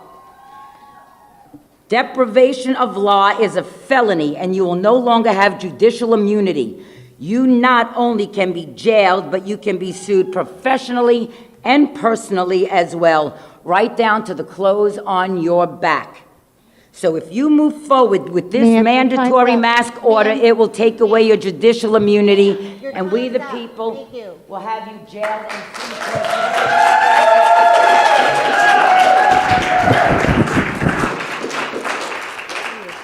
Mr. Campos, followed by Billy Fries. Hey, thank you for letting me speak. I'm honored to be here to represent the citizenry here. There's a lot of questions, and I think there's a lot of statistics that people can bring up on either side. They could say, well, this number's fudged up here or whatever, like the 25 that have passed away from COVID. Did they have pre-existing conditions? You know, there's a lot of things that we can bring up in all of this, but I will say this. I do disagree with the mayor saying that this isn't constitutional. It's not only constitutional, it's a God-given liberties issue. That our own state preamble says that we thank Almighty God for the blessings of freedom and liberty that no man can touch. What is the duty of government is really the question. The duty of government is to make sure that you protect my rights. That's in the Declaration of Independence, which is over all law. That's according to U.S. Code 2004. There's 4 organic laws of the land. My job here is to tell you, government's job is not in the role of healthcare. You can't do that, because people have to decide for themselves. And if my rights come from Almighty God, then my conscience dictates what I do with myself, my family, and my community. I do care for the community. I believe her. She's right. Since the beginning, we've done measures to prevent communities from doing things wrong, but that's called morality, not law. Common morality in the man's heart that our conscience from God tells us we should protect each other. That's us and us, not government to us. And the only thing government can do is use force. That's the only thing government can do. So if it's such a good idea, why do you have to force it to happen? The people will know themselves what to do. And if you can't trust us, can we trust you? That's the question. If you can't trust the people, can we trust you with our rights and laws? That's all I have. Remember, God-given rights first. Thanks a lot.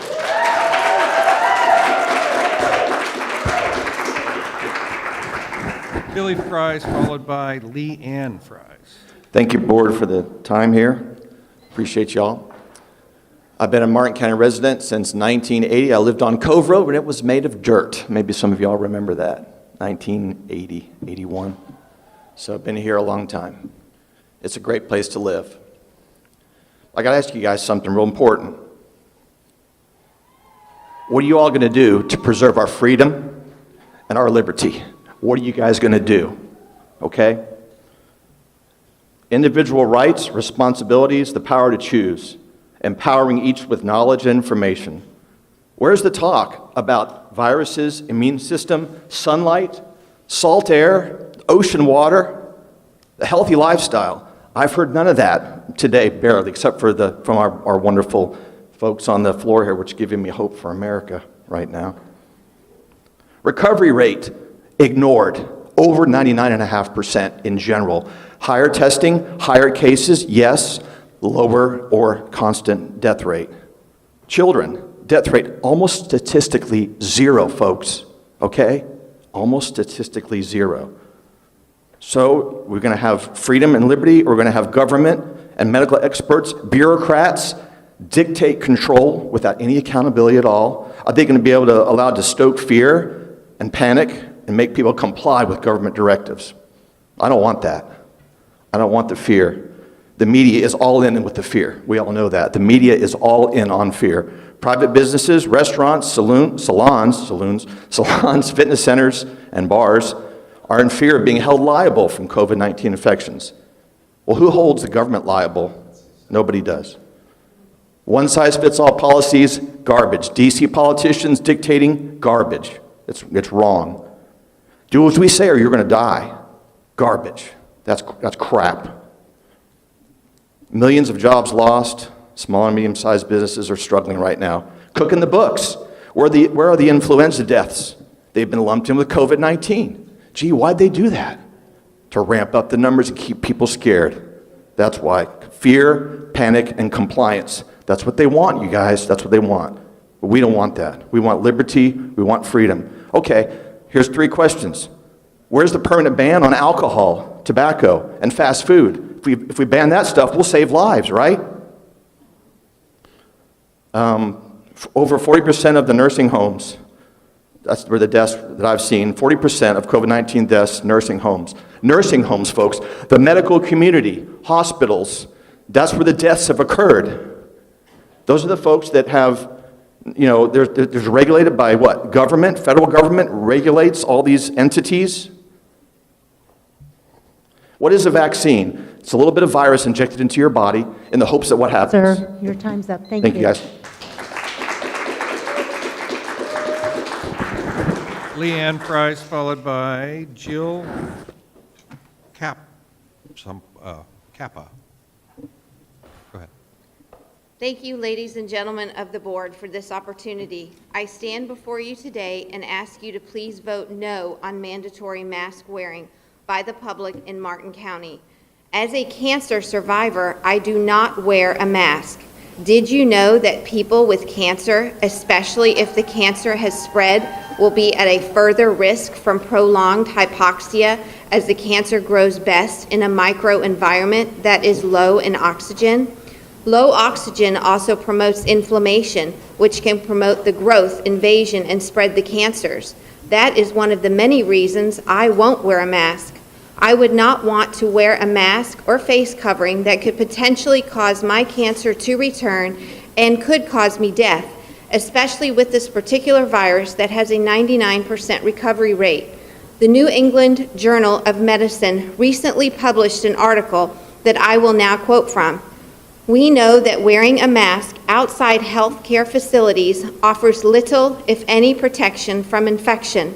Public health authorities define a significant exposure to COVID-19 as face-to-face contact within 6 feet with a patient with symptomatic COVID-19 that is sustained for at least a few minutes, and some say more than 10 minutes or even 30 minutes. The chance of catching COVID-19 from a passing interaction in a public space is therefore minimal. In many cases, the desire for widespread masking is a reflexive reaction to anxiety over the pandemic. The wearing of masks has become a top-down, one-size-fits-all approach and is not appropriate for healthy children or adults. The mortality rate in children is extremely low. All children should be exempt from mask wearing, except those with comorbidities. Masks do much more harm than good. Our Governor, Ron DeSantis, has said no to mandatory masks in Florida. If you vote in mandatory masks, it is violating our First Amendment rights. It is simply unconstitutional. Cute and homemade masks, non-surgical masks, do basically nothing except make people think they are doing something to stop the spread of COVID-19. If the Constitution gives me, as a woman, the right to terminate the life of my unborn child up to the very day of his or her birth in many states, then I surely have the right to choose whether I will wear a silly, useless cloth mask when I'm outside, in my car, at the gym, or in a store. My body, my choice.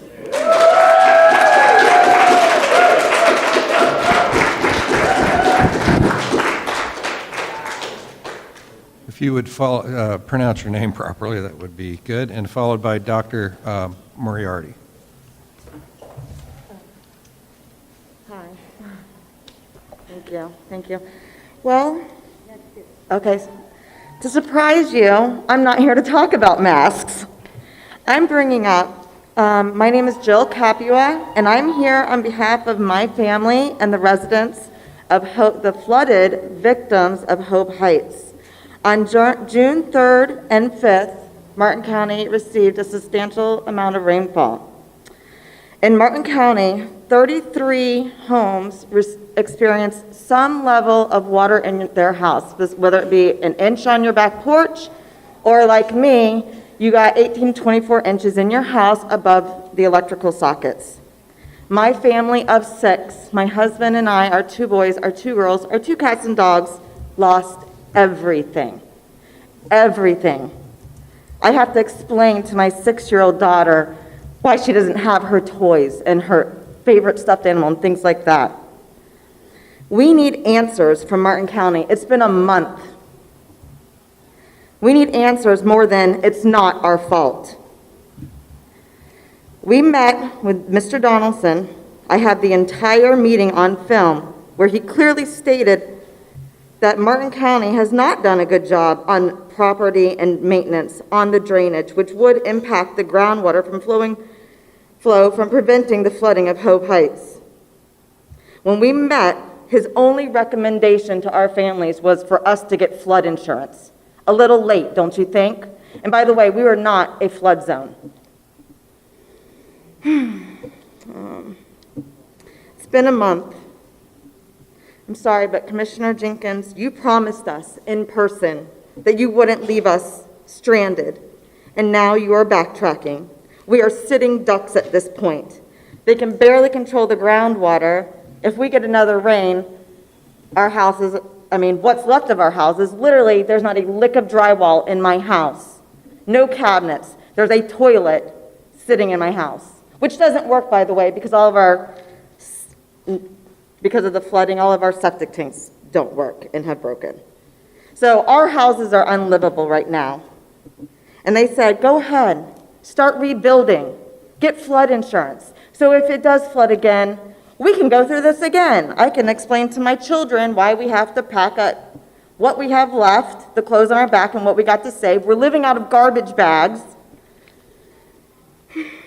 Thank God for 25 United, Elevate Hope, and the other businesses in the community that have stepped up and carried the families of Hope Heights this far. But now our nonprofit outlets are running thin. They have been paying for many of our storage units for those of us who got items donated to us and things like that. They've hooked some people up with homes. But now that some of us have mortgages to pay, we're also paying rent and storage. Ma'am. We need realistic answers. Okay, Thank you. and ma'am, you are aware that we're having a workshop next Tuesday, I do. Okay. So I hope that this. right here at 9 a.m. Thank you. Dr. Moriarty, followed by Dina Mullen. Thank you, Commissioners, for the opportunity to speak here today. My name is Dr. Brian Moriarty, and I'm a chiropractor and small business owner here in Martin County. In April, Miami-Dade and Broward counties issued a similar order to what is being recommended here today. Sadly, it doesn't seem to be working because their cases have continued to rise, and last night they put in place a much stricter order requiring masks in all public areas, punishable by a $500 fine and up to 6 months in jail.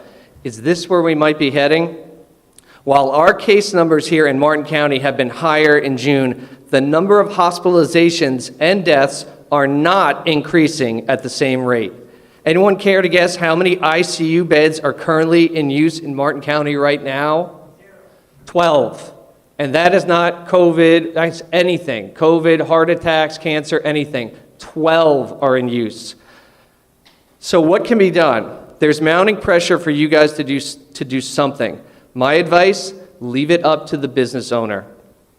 In your current order, I would have to post a sign outside my business enforcing masks. I would like you to reconsider letting business owners post a sign in their window to let their customers know whether they require masks or not.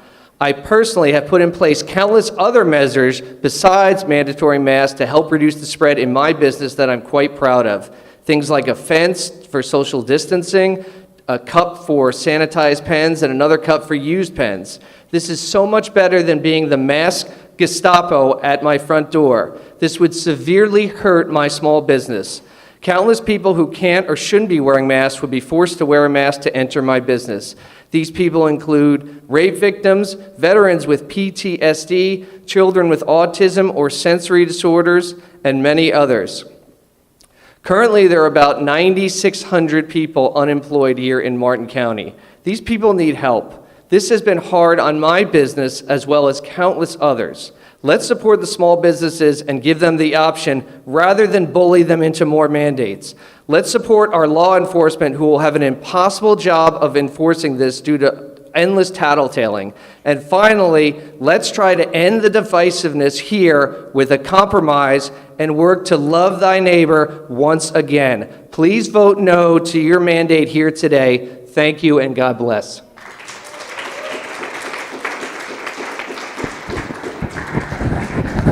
Ms. Mullen, followed by what looks like Jenny Starts. Hello, thank you for hearing our comments today. My name is Deanna Mullen. I'm from Palm City, Florida, and I am here to urge you to not require a face mask. I am an asthmatic, and it is very difficult for me to breathe in a mask. I have a very low oxygen rate, like my lung capacity is not very strong, and to require me to wear a face mask is unconstitutional. It's trampling all over our constitutional rights. And I will not be a part of the litmus test or whatever social experiment is going on here today and across our country. And it is time for us to take our independence back. And it starts now. And it starts with all of us and you. Thank you.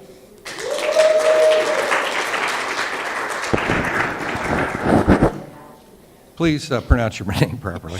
My name is Jenny Starts. Okay, hold on a minute. Douglas Miller will follow Starts. Okay. Hi, my name is Jenny Starts. Thank you for your guys' time. I appreciate it. I appreciate being able to be here and express my opinion. So I am against mandatory masks. I'm pro-choice about masks. So I really was listening to other people who've gone before me and also looking at the statistics. And I agree, if you want to wear a mask, go ahead and wear a mask. If you're a business owner and you want to say no shirt, no shoes, no service, go ahead and add mask to it and let us choose. I do have 5 children ranging from 25 to 2 years old. I have a few children that are asthmatic. I am grateful that that 20-year-old girl can wear the mask and not have a problem. I don't have that luxury with a child in my home. I also am really concerned, just as a mom, about the children that are abducted or taken in our county. We always have the sheriff reports. We always have the Amber Alerts. What are we going to look for? How are we going to recognize these children? This is very alarming to me. I'm also worried about the people who have served our country who have PTSD, and they're out in the public, and they look just like me. You don't have a right to ask them why they're not wearing a mask. You don't have a right to bully somebody into a mask or out of a mask. We need to start being really kind to one another, and I think this community can be an example in Florida for people who do it right. I don't blame commissioners. I'm not saying that things that have gone up are your fault. I'm not threatening jobs. I'm just saying let's get back to having some common sense and to valuing one another's opinion in an appropriate and nice way. And I think that starts with not having mandatory masks and not having our police officers having to come and police people for masks, for not having masks. And I also think that children need to have a voice. And most little kids, if you talk to them, they just want to get back to school and they don't want a mask. And I'm afraid, when does this end? When does this mandatory mask end? When there is a vaccine? What if your child's compromised and can no longer have vaccines? What if you don't agree with vaccines? I just am not sure when things end, so I don't think for you guys to pass this would be great when there's so many questions that your community and your voters have. Thank you so much, and God bless you. I'm praying for each and every one of you and all people in leadership.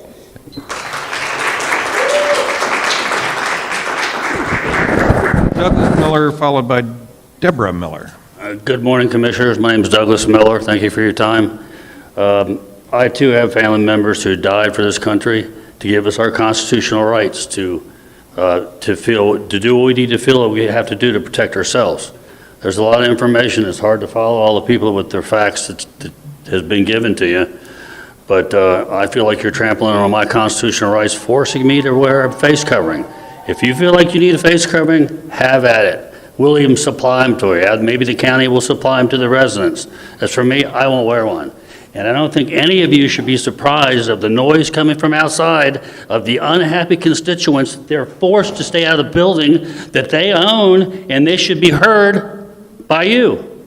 Have a great day.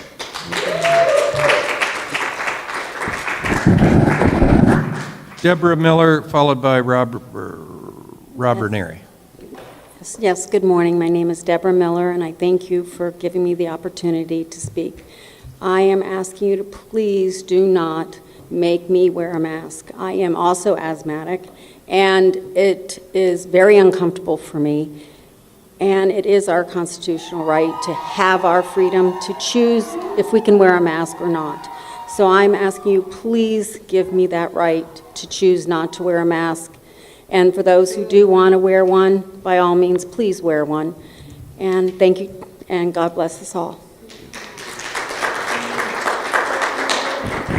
Robert Ranieri, followed by Lisa Lupi, maybe. Morning, Commissioners. Robert Ranieri, House of Hope. Just wanted to give you a quick update of what's happening on the ground in relation to COVID and how it's impacting some of the community. I know Carol's been here over all these meetings to give you an update on the quantity and quality of food that's been available, and it continues to be available, so we're able to meet the need. But something that you all do need to consider is as the need continues to increase, not just here, but across the country, because all of the agencies like us are in the same pool for resources, whether it's food, financial, volunteers. So as the needs rise, or as the cases rise, the needs are rising. It's a direct correlation.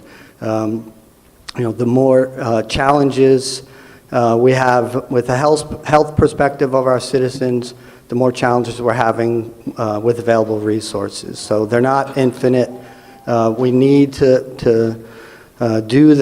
take the steps that we need to take to reduce the spread of COVID. You've heard from a lot of health experts today.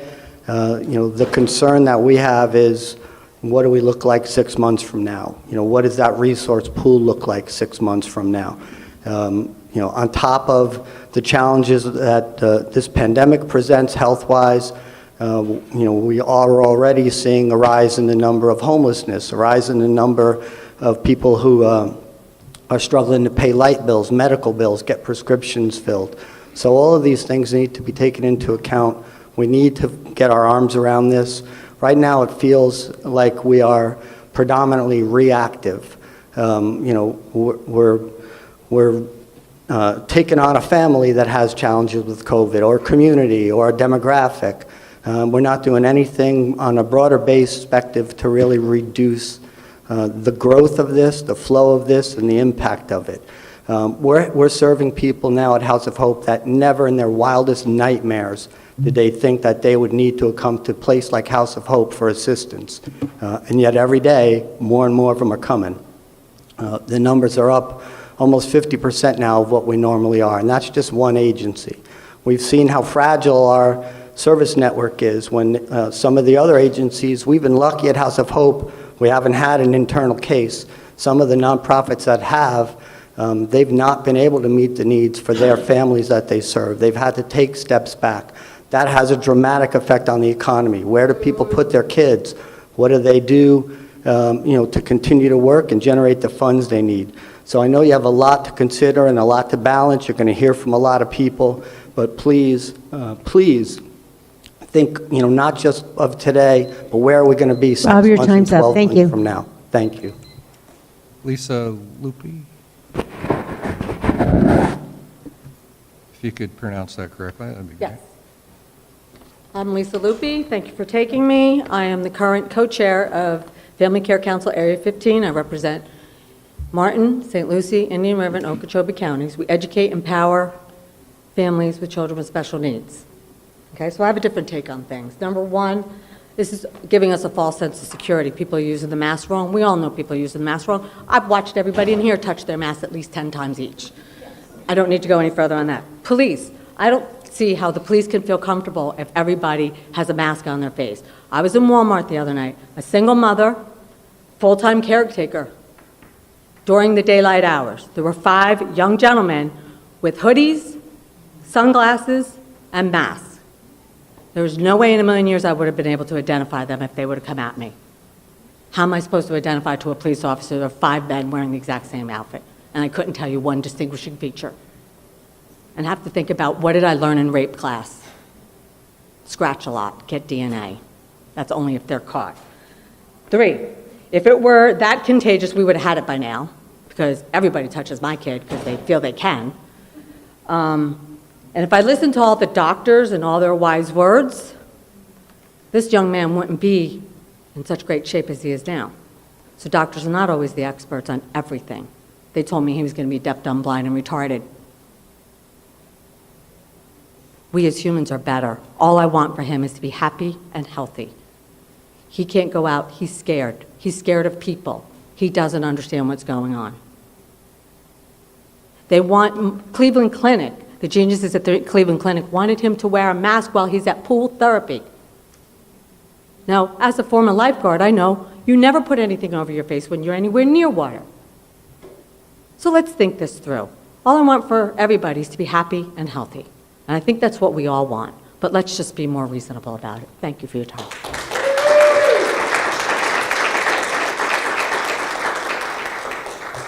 And George, this is my last in the room. John Patrick J.P. McClone. Otherwise known as just JP. Oh. Go ahead.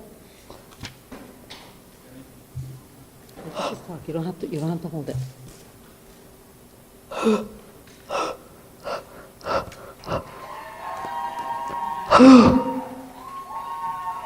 me how the mask makes you feel. Uncomfortable. It's uncomfortable. And how does it make you feel when you see all the people in the mask? Uncomfortable. Uncomfortable. It's uncomfortable. Do you like the people in the mask? No. Do you want to go back to church? Yeah. Do you want to go to the beach? Yeah. Do you want to see your friends? Yeah. Do you want to just get back to fun? Yeah. That's all he wants. You can't even go to the beach.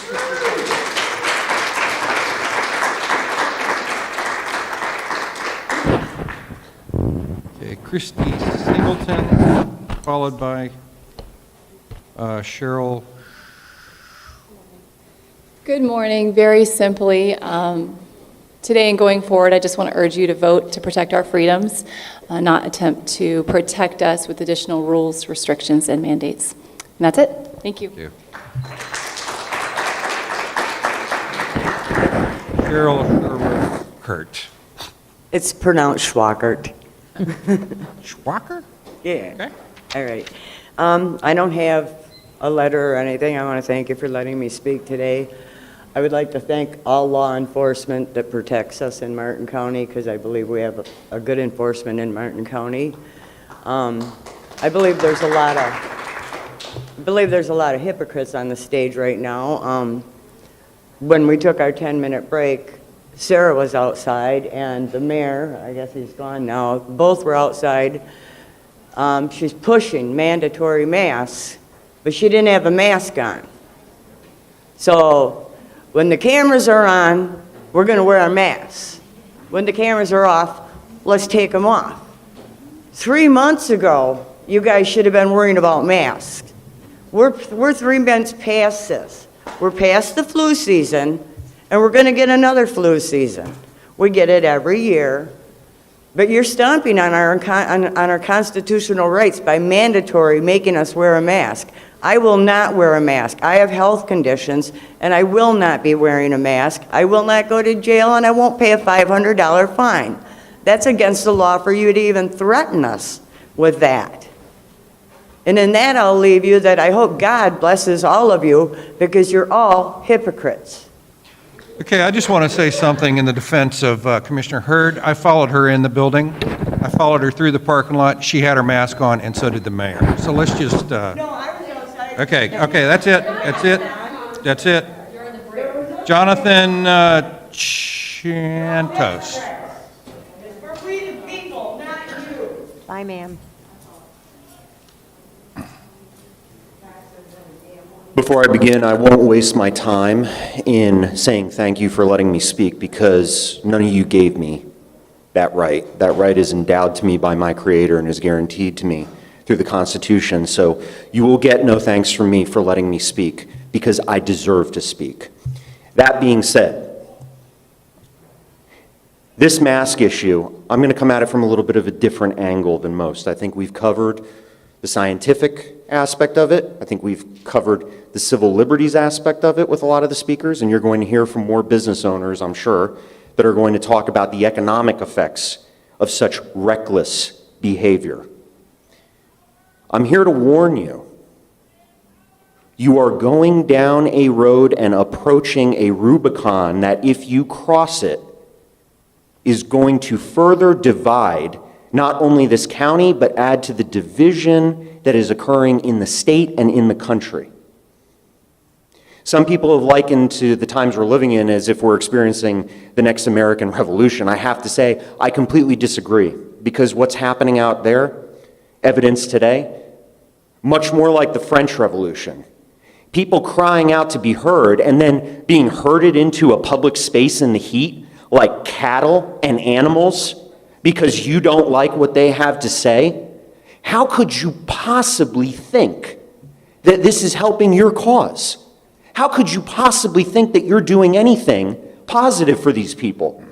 We're confronted by worthless platitudes, overdone monologues day in and day out from 24/7 news networks and social media, people destroying this country, tearing down statues, destroying history, and you choose here in Martin County to have a discussion about a mandate.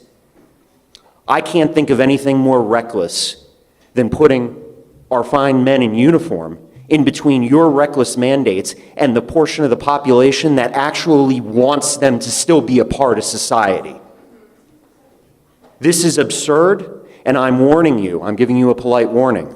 If you do not make a good decision here, there will be no going back. And history shows us when people like you ignore the petitions of the people, things get really ugly, and they get really ugly really, really quick. So sit on that. And another thing, please don't insult and call other people of this audience liars, because that's exactly what you just did.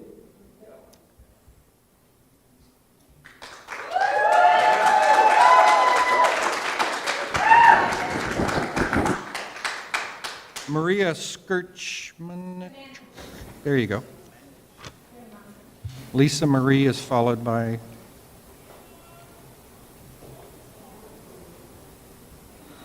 Good afternoon. I'm a little nervous here. I've never spoken in public before, but I wanted to get my feelings across. Thank you. In my 70 years, I would never have ever imagined that I would be standing, that I would be fighting my own fellow citizens for the rights, over the rights to freedom granted us under the Constitution. The things that are happening today are surreal. The mask mandate is a very in-our-face attempt to create a new normal. I patently reject a new normal, i.e. wearing masks. The masks are more harmful to us than anything I can think of.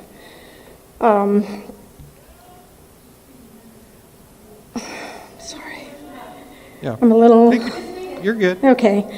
This is the United States of America, and we the people are free. And we will remain so. And we're coming here asking you to help us do that. In addition, I would like to say that regarding the people who are tested, for the coronavirus, the people who are being tested more than once are being counted more than once. So the data is being manipulated to create public fear and division. And to the point that Mr. Lord made, saying that there is no cure, what are his credentials that allow him to make that statement? I would like to know that. I don't believe there is a pandemic. I said this is an exercise in control through fear and manipulated data.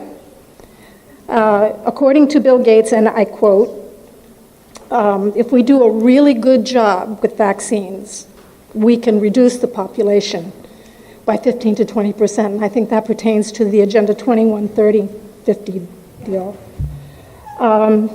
Does that sound like someone that wants to cure you? Anyway, that's pretty much what I have to say. Thank you.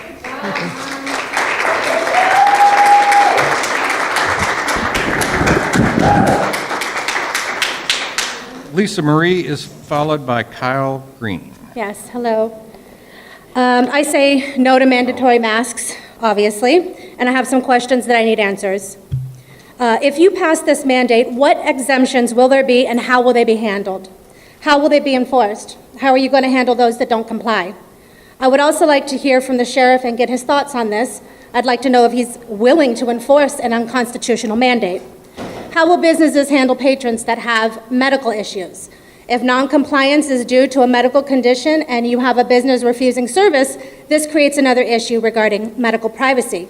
Will you require people to carry papers, disclose their medical conditions? This goes against ADA and HIPAA laws. How does this mandate affect my right to conceal and carry as a licensed gun owner? Will customers be refused service unless they wear a mask? If so, that means no groceries, medicine, medical assistance. Basically, they won't be able to buy or sell without a mask. I see many difficulties arising from forcing people to cover their face while in public, starting with the infringement on our personal liberties afforded to us under both the Florida and United States Constitution. Unsurprisingly, the CDC is wishy-washy on the subject as well. They use words like they may help prevent and they are most likely to reduce. The bottom line is this. Face masks are only a recommendation and there is a very simple solution. Give people the choice to make decisions about their own personal health care. It's called personal medical autonomy. If you want to wear a mask, wear one, and if you don't, then don't. Give businesses the choice to require them or not of both their employees and their customers, and let people make the choice about where they're going to spend their money. Personal choice, personal liberty, personal responsibility.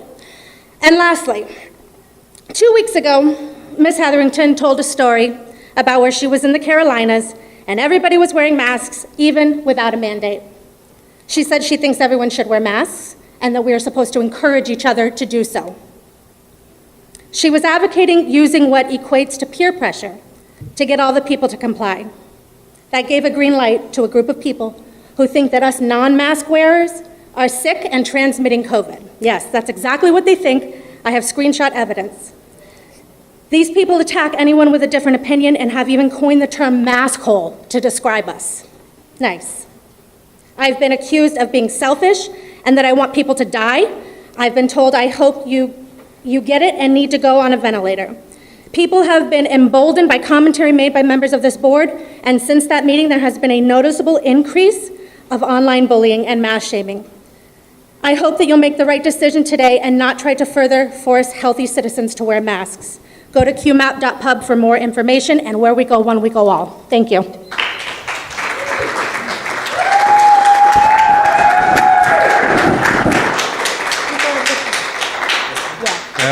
That gives him time to clean it.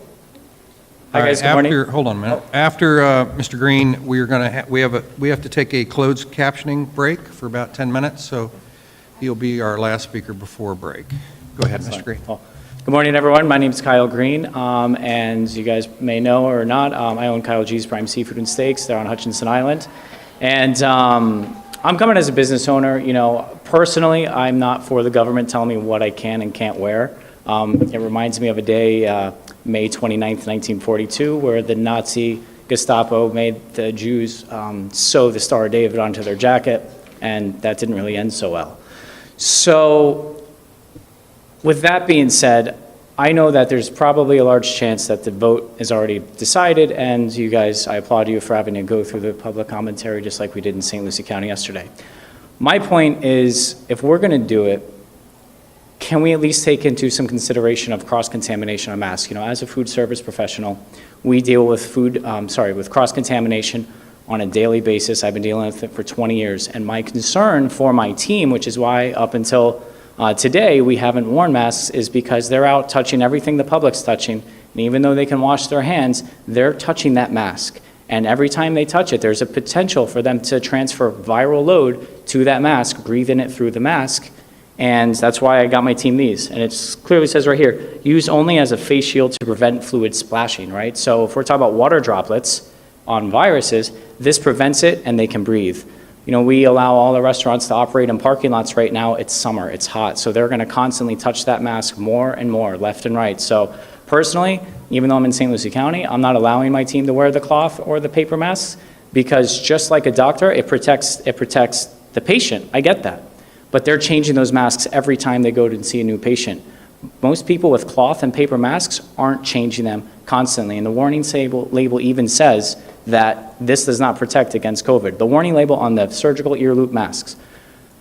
In addition to that, in food code, we have to change our sanitizer bucket every 2 hours, whether we use it or not, because it needs to be fresh sanitizer. So the masks, therefore, should be single use or changed often, every time you go down every aisle in the Publix, but nobody talks about that. So if we're gonna mandate it, which probably is going to happen, I get that, we need to educate our people. We need to educate people how to use the tool to be successful. That's why I'm here, because I don't think the general public, I don't trust the general public managing cross-contamination. They don't even wear pants at Walmart, and we're gonna make them wear masks properly? I mean, you know, it's quite a challenge. So that's kind of where leadership has to step up and have that moral courage to say, hey, this needs to change, or we need to educate people or figure out something else. Last thing that I want to say is look at the other counties. Martin County specifically, since we mandated that restaurants and businesses force their employees, what happened to the numbers? That may or may not be real. I don't know. What happened? Did they go up or down? What happened in Palm Beach County? What happened? I can tell you, I was looking at them today. The numbers went up in the Your last time's week. up, sir. Thank you. Thank you. And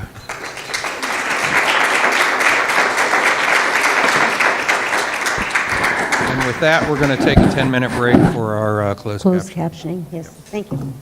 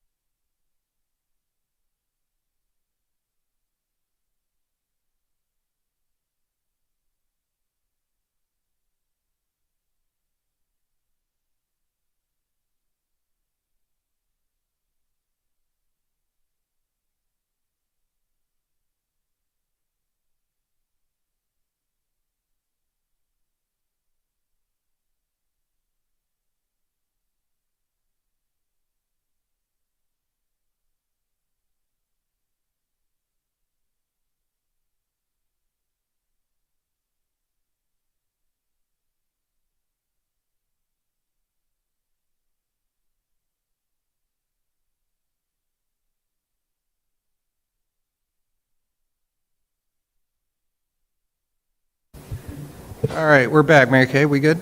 All right.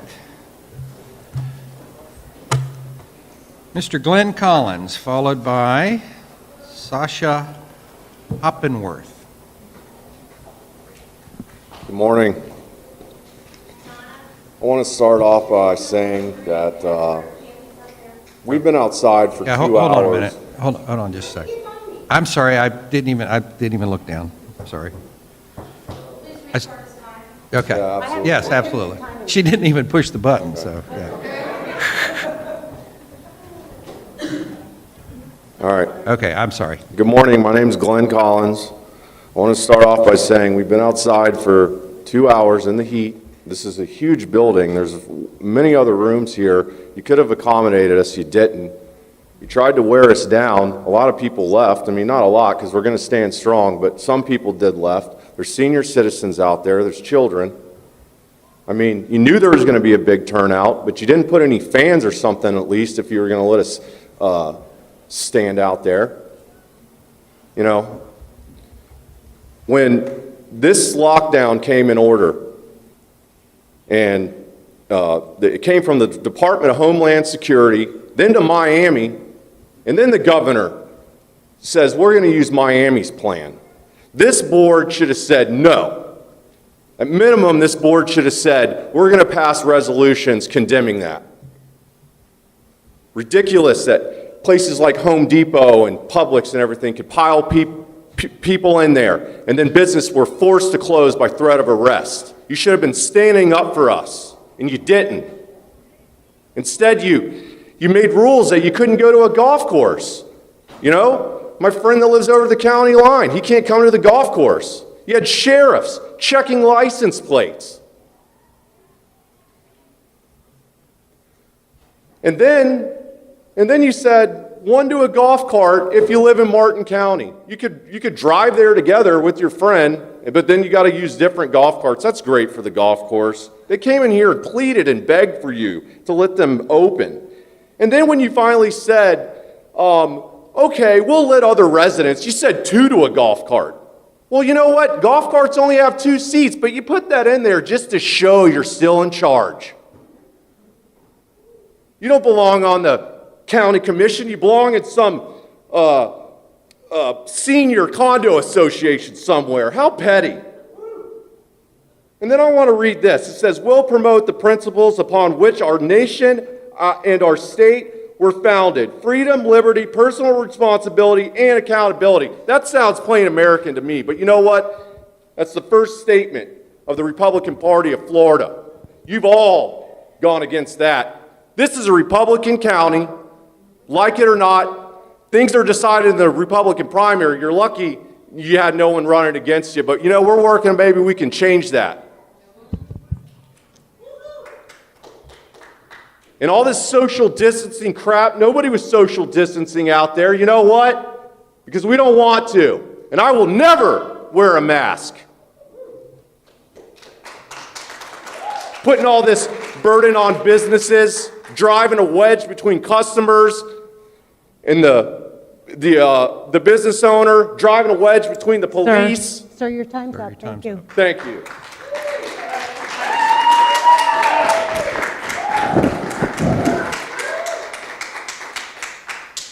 Sasha Hoppenworth. Hoppenworth. Followed by Susan King. I will not wear a mask to satisfy the fear-mongering and politicized science that has captured our nation. The shutdown was never intended to eliminate this virus. It was meant to slow the spread so hospitals would not be overwhelmed. The death rate is between 0.01% and 0.026%, depending on what statistic you're looking at. Hospitalizations are down. Why are we panicking? Those with compromised immune systems need to protect themselves, as they always need to during any normal virus or flu season. The news and many of our politicians show us worst-case scenarios all the time in order to maintain their ratings and control us. The truth is that we do not know if masks really work. You can throw the Lancet study at us and say that it's proven. Has anybody actually read the Lancet study? They admit that the evidence is limited, and they rely on studies that use N95 masks, eyewear, and social distancing combined. They say very conclusively that most studies are needed, and very specifically call for studies that a collaborative and well-conducted study needs to be done. The CDC says that masks may work, and that's a quote directly from their website. The WHO says non-medical fabric masks are being used by many people in public areas, but there has been limited evidence on their effectiveness, and the WHO does not recommend their widespread use among the public for control of COVID-19. There are mandatory mask orders all over the state, and there are many lawsuits that have followed suing those counties. Mask mandates did not pass in Lakeland, Manatee County, and Brevard County. Let's make our own decisions and not just put a mask mandate in place just to follow other counties. Please listen to the people who elect you and to whom you represent. Please ensure that our voices are heard and that we continue to have the freedom that our country was founded on. It is a shame that as we celebrate our independence, this county has made mandate after mandate to ensure that we cannot celebrate this. Let's stop here. Thank you.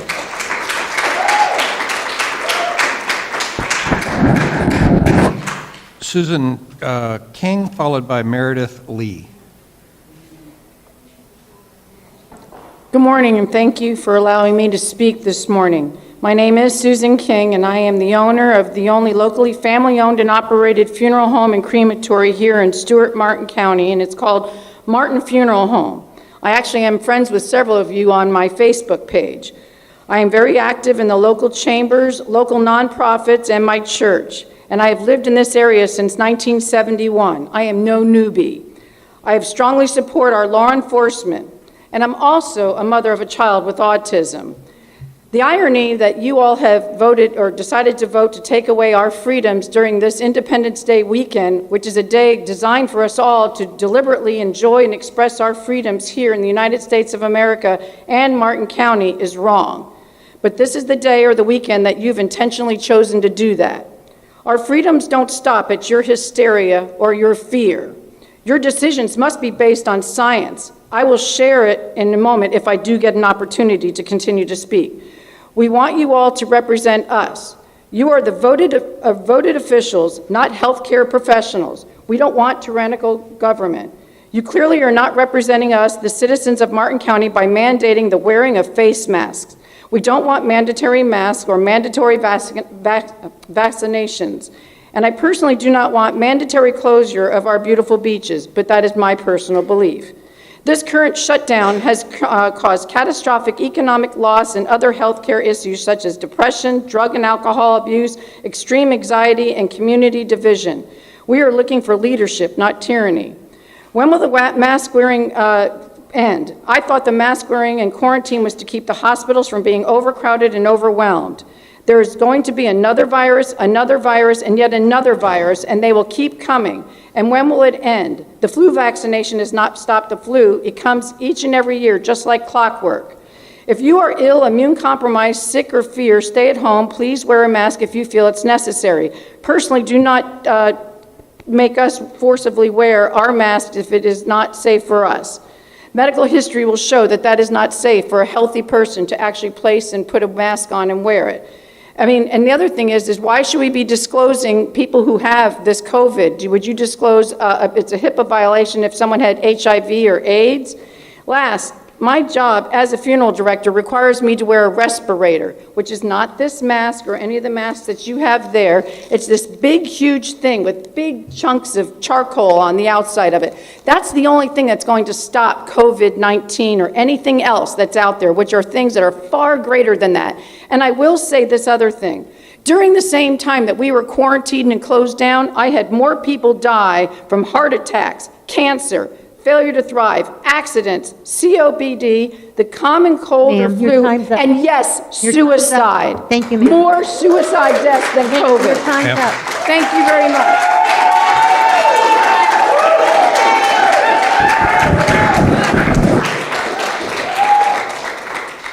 Meredith Lee, followed by Christy Minhook.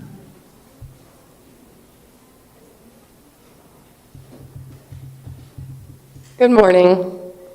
Close down a little bit. I'm going to start by quoting Ronald Reagan. The 9 most terrifying words in the English language are, "I'm from the government and I'm here to help."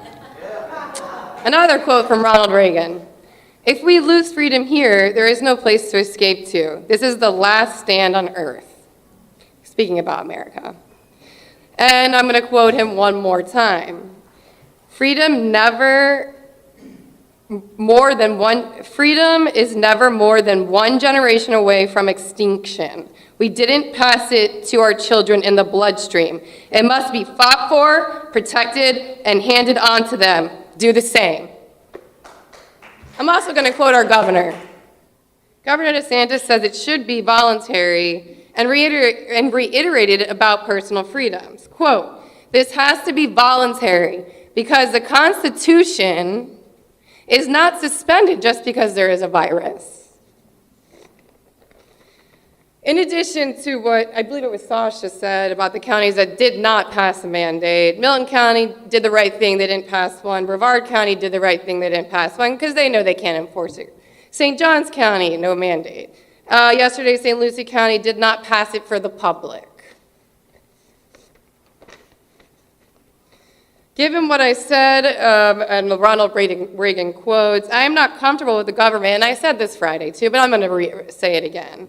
I am not comfortable with the government making medical decisions for me. This is against my civil rights of body autonomy. Where does the government overreach end? Is it not the government's job to make, it is not the government's job to make medical decisions on behalf of its citizens. You guys work for us. When will the mandates end? Since when do I not get choice over my body? The governmental experts have been bebopping and flip-flopping all over the place with their recommendations. Things change constantly. I mean, what are we even supposed to believe anymore, honestly? Except for the studies that have been cited today, and hopefully that you guys will give more thought to that. There is no medical studies that prove that healthy people wearing cloth or non-medical masks do not cause more harm than good. I've seen everybody touch their mask like 1,000,000 times in here and out there. I mean, it's absolutely whatever.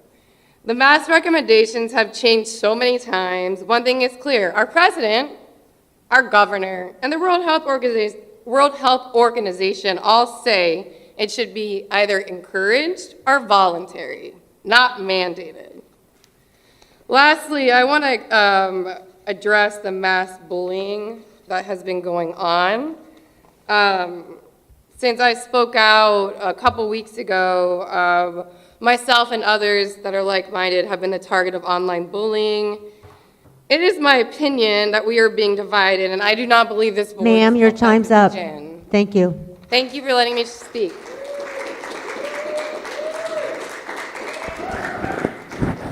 Christy, you could pronounce your last name. I'm Mihawk. Followed by Megan Hugbus. I'm here to speak my mind on no mandated masks, as I was last week. I'm going to reiterate what I said last week. This is totally against our 14th Amendment rights, bodily and medical autonomy, mandating masks. I'm totally for if anybody wants to wear one. I'm not shaming anybody that wants to do it. Please, feel free. Do it all day long, wear 2, I don't care. I do not want to wear one. I feel this is a complete violation of my rights and everybody else. I don't want to ever see them on my kids unless they choose to wear one. That's up to them, and it should be up to everybody here. Second Amendment rights, I cannot believe what is happening. I can't believe, I would never imagine in a million years that we'd be sitting here. 1 year ago, somebody told me this, I would say, no way. And I'm watching everybody walk around with this over a virus that is not deadly. Listen, I believed the whole thing, hook, line, and sinker when I first heard this. And I was terrified, and I did everything you guys said. But here we are with the new data, and you guys still want us to do this and more? You want to mandate masks? But you know what? I've seen that it's a do as I say, not as I do. I mean, Sarah, we saw you take the mask off on your way to the car. And listen, I saw people heckling you and laughing at you, and you heckled them. You heckled them. One kid didn't even do anything wrong. He just asked you why you weren't wearing it, and you heckled him. I know this kid. He's a nice, polite kid. He Ma'am, only please asked you a keep your question. comments to the board of. So, I know. Okay, everybody doesn't follow the rules here. I'm not calling anybody a tyrant. But you know something? This is not okay. You guys are public servants. You're not officials. You don't have to tell me what to do. And the mayor saying that he's going to take his city back. This city does not belong to him. It's our city. It's not his city. He's 30 years old. I don't need him to protect me. He said he's going to protect me? I don't need his protection. I have a husband. I have 2 nephews that are sheriff's officers. My husband's a law enforcement official.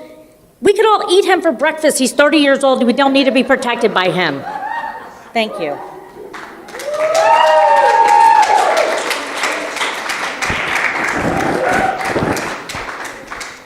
Megan, if you were, what is it?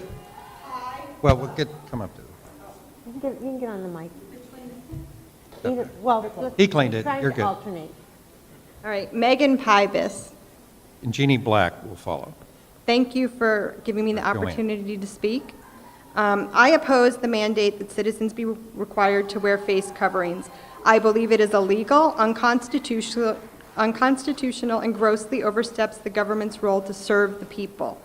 We have inalienable rights given to us by our Creator, rights which our government was created to protect. Citizens do not take it lightly when arbitrary and capricious rules are forced down their throats for the greater good.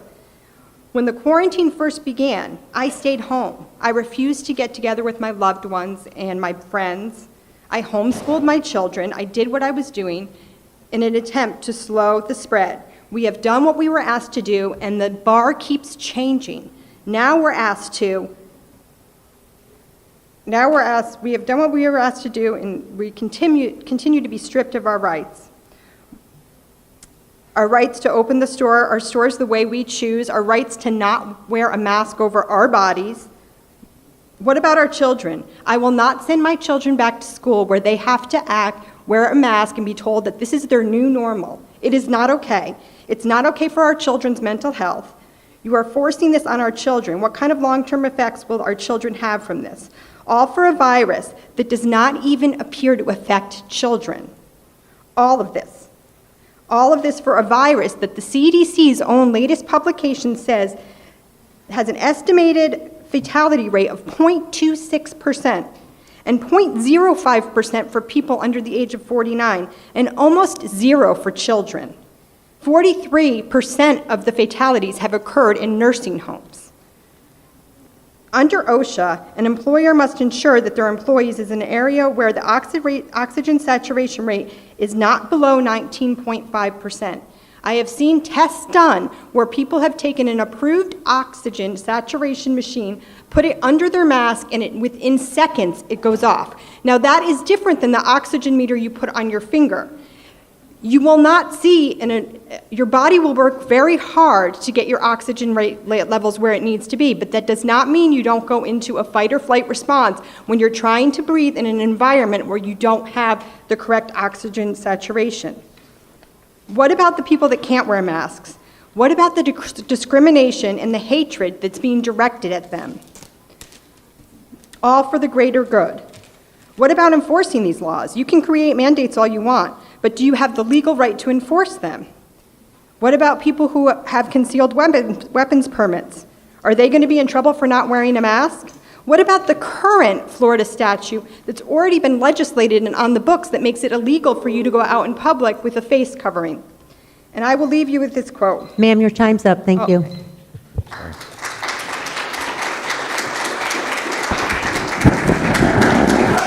Joanne Black, followed by Joe Nielsen.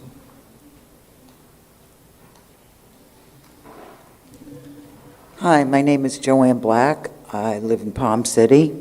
I've lived in Martin County for over 25 years. I'm also a retired nurse, but it's really not about nursing to me. I just want to read this. The federal and the state governments do not have the authority to mandate the wearing of face masks. The 10th Amendment to the Constitution reserves matter of public health and safety to the states, but even they lack the authority to mandate masks. Anywhere but state property. Again, state property. The federal government certainly can't do it because the federal government is not charged with public health and public safety. That is an area reserved by the 10th Amendment to the Constitution for the states. So, there are many constitutional things we can go over, but that, to me, says an awful lot. State property, I don't have control over. But other than that, you don't have that right to take away from me. To be out in public and not on state property to tell me that I have to follow your rules and not the Constitution. My son is also a FedEx driver. Being that so many people order from home now, he's been working 10, 12 hours a day. He has passed out 3 or 4 times because of the long-term use of having that mask on. I've had to teach him different deep breathing. They don't have the time to keep removing masks. They're going from one stop to another. I don't want to hear about how much oxygen he's taking in. I know how much CO2 he's breathing in. I can tell you that. So bottom line, I appreciate everything that this county does, especially our law enforcement. That's another thing. I think they have an awful lot of burden protecting us. How are you going to institute them to take and enforce these things? Don't they have enough to do? They do. In this day and age, our police are being looked at like they're doing something wrong. No, they're not.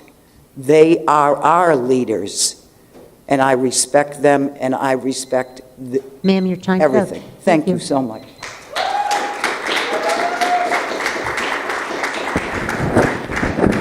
Ms. Nielsen's followed by Samuel Longo. Hi, everybody. I bet you're loving your job today, huh? I think that the reason I decided to speak out today, because I've been trying to stay out of this whole mask thing, because it really is a very difficult thing to decide. What mask works, what don't, it depends upon what statistics you read. I have my groovy little mask right here announcing that I'm a veteran and makes me proud to have it. I'd probably like to wear it if I have to. The problem is the leadership has been lacking. We have changed the rules every day for months. I mean, we're standing right here and this poor guy's getting up and he's wiping off these microphones. He's not wearing a mask, he's not wearing gloves, he's not doing anything special. So, you know, everything we see versus everything we hear is also conflicted. If you're going to mandate the masks, which I'm pretty sure you've already made up your mind to do so, at least have some leadership. Let's say which masks. Let's educate the public on how to use these masks. Let's provide the public with the masks. Most of these people haven't been working for 2 months. Masks are getting expensive. It's the new thing to make money on masks. So who's going to provide for, you know, you got 4 kids, your husband and you are out of work, you've got to have masks and to wear them properly, they've got to be changed every couple hours, so now you're looking at a significant amount of money to be spent to be able to comply with the mandate you're about to do. And I was in the military. You don't go into any action without an exit strategy. What's your exit strategy? At what point do we stop wearing the masks? Is there a number? If so, what's the number? If it is a number, how long does that number have to be in place before you take the mask ordinance away? There's just too many variables. There's not strong leadership. And until you can answer these questions and provide strong leadership, I think you need to leave it alone and let people use their common sense, because they're going to do what they're going to do anyway. And this lack of leadership and this confusion and this angst that you are promoting through changing everything every 5 minutes, that's going to be a whole lot bigger problem than COVID.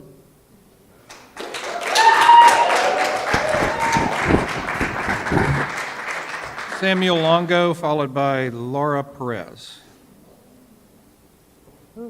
What was the name, sir? Oh, there he is. Yeah. Now, first of all, I want to talk about things regarding my friend J.P. McGlone over there. Now, I remember overhearing somebody talk about, you have to wear masks, otherwise it'll be a $500 fine and 6 months in jail. My friend JP McGlone, he can't wear a mask. He's got CP. And you're going to expect him to pay a $500 fine and spend 6 months in jail because he can't wear a mask. And, well, what about my education? I'm in middle school. I'm going into the 8th grade next year. And do you realize that when I was in 7th grade, well, I'm still in 7th grade, but I had to spend the entire 4th quarter at home. Now, that was too much. That was way too much. And I don't want to have to do that in 8th grade, too. Thank you.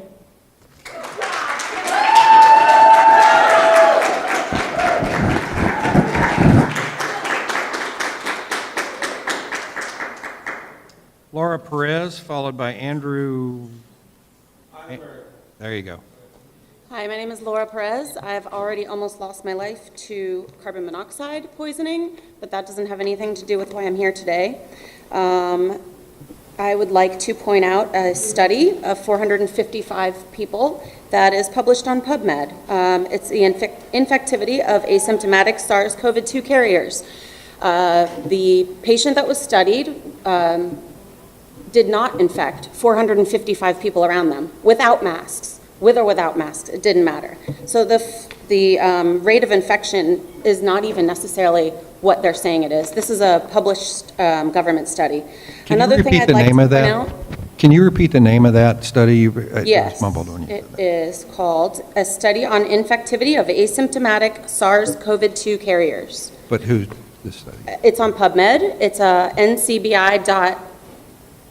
I took a screenshot of it. I would have to go back. But I was actually going to provide it for you, and I was told I couldn't have props. So I do have it printed at home if you'd like. Another thing I'd like to point out is directly from the CDC website. If you test positive, a positive test result shows you might have antibodies from an infection with the virus that causes COVID-19. However, there is a chance a positive result means that you have antibodies from an infection with a virus from the same family of viruses called coronaviruses. The test that's currently being used tests for 4 different strains of coronaviruses, such as the one that causes the common cold. So straight from the CDC website, it's saying you're going to test positive if you have a cold. So the fact that you want to mandate masks is just it's mind-boggling.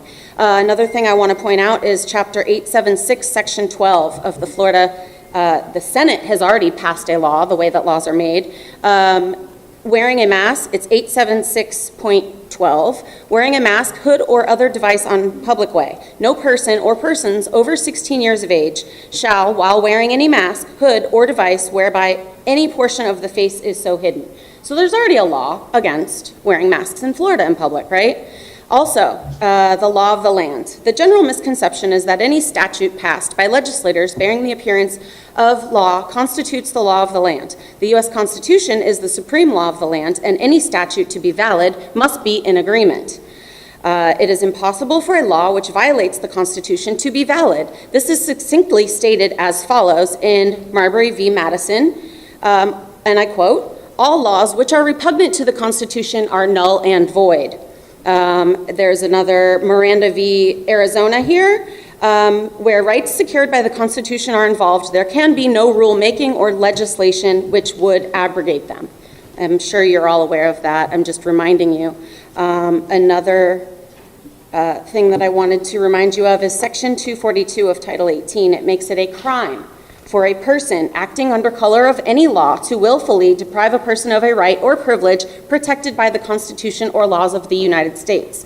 For the purpose of Section 242... Ma'am, your time's up. Thank you. Thank you very much. Andrew, if you could pronounce your name, you'll be followed by Anna Rosenbaum, MD. Hi, my name is Andrew, and I live in Jensen Beach. I've lived in Jensen Beach for about 4 years. And I think a lot has already been said about how do masks even work? Is it constitutional? Does it violate human rights? Children with sensory disorders and all types of, you guys have heard it already. I just want to say from what you see here, you could see the response is overwhelmingly anti-mask for whatever reason. And the fact that it's still even on the table, you could see that it's clear as night and day what the people want, at least the people at this meeting. I don't know if this represents the whole county, but do you take that into account at all when you're making these decisions? Do you only listen to the WHO, or do you actually listen to what the people want? When you go to this meeting, is it just mandatory for you? Or are you really listening? Because it looks like you guys are just sitting there with blank faces and you can't wait to leave, because that's what it looks like. So.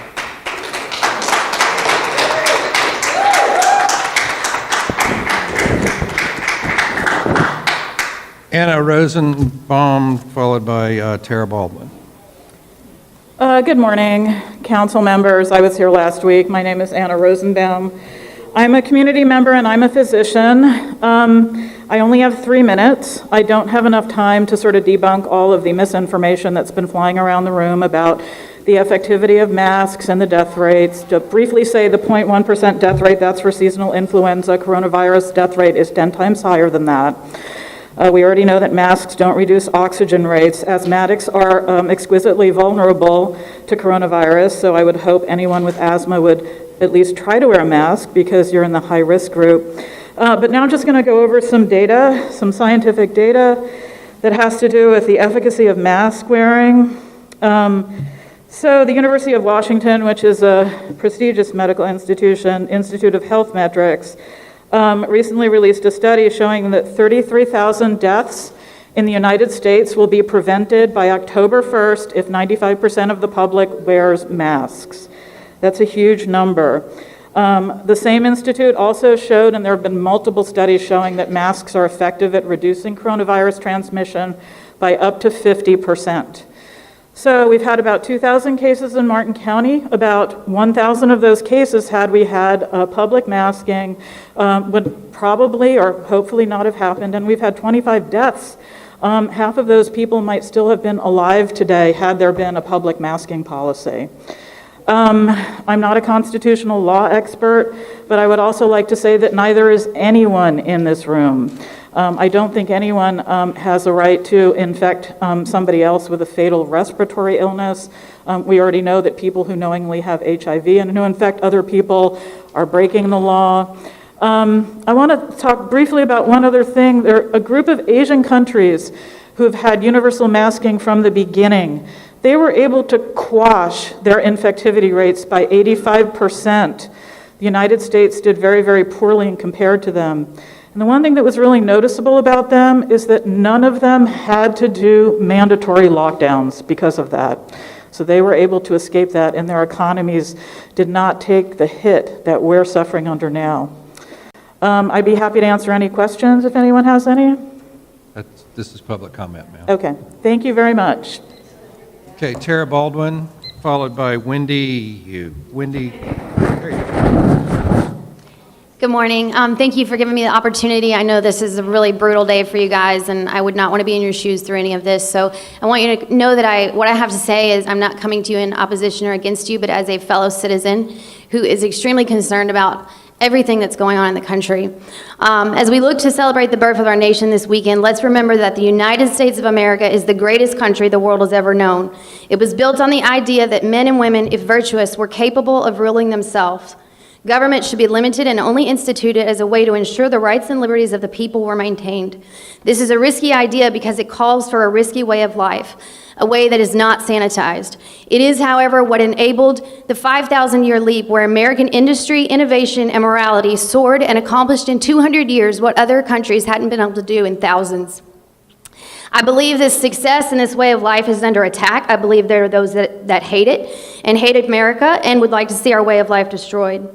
Everything that has happened in the last few months is somehow connected, and it seems that wearing masks, closing businesses, or restricting them to the point of collapse is not about safety, rather about control and dismantling this way of life, and I'm afraid that we're buying into it.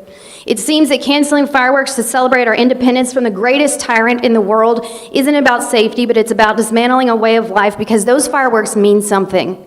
They symbolize the risk that men and women were willing to take to see the birth of a new nation and the reward that they received. It seems that closing businesses is not about safety, because if it were, we would have closed Walmarts, Publix, Home Depots, and it seems, and what it is doing, is dismantling capitalism and crippling the free market. The authorities have decided to choose the winners and the losers. The winners are the big box stores, and the losers are the small mom and pop businesses who have risked everything to see their dreams come to fruition. It seems that closing beaches is not about safety, but about squashing our way of life and of breaking the American spirit. And again, I'm afraid we're buying into it. I do not believe it is the right or the burden of the government to mandate the wearing of a mask in public. It is not the government's job to protect me from illness. That is my responsibility. It is the job of the government to protect my rights to life, liberty, and the pursuit of happiness.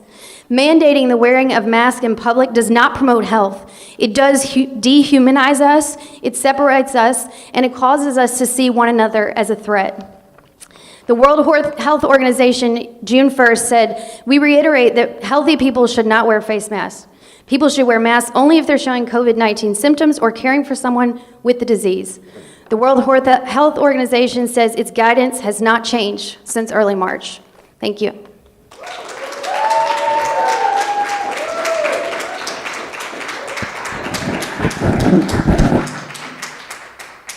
Wendy will be followed by Joshua Nelson. And could you pronounce your last name, please? All right. Good afternoon. I am here and I stand before you requesting you vote no on mandatory masks. In St. Lucie yesterday, they brought up a major block to the mandate, how it will be enforced. I look here in your paperwork saying that violation of an emergency order is a misdemeanor in the second degree, which is a criminal offense. Take a look around this room. Think about all your constituents that have stood here before you. We are all law-abiding citizens who care about protecting our welfare, the welfare of our community and our residents. You are talking about turning each and every one of us into a criminal and having us have a criminal record for the rest of our lives. Shame on you. Take a look at the officers that are around this room. Please think about what they are going through every single day with what is going on in the insanity in our country right now. Think about their safety. First of all, how will you enforce this? Second of all, you are putting their lives at risk for fighting an invisible enemy. What if one of them is forced to sacrifice their life? How would you feel then? Right. Sorry, I went off script. Our society has declared war on police. Do you think it wise to put officers in harm's way, imposing fines on people who are out of work? Are you going to have police move from protecting our citizens from crime to policing an invisible enemy?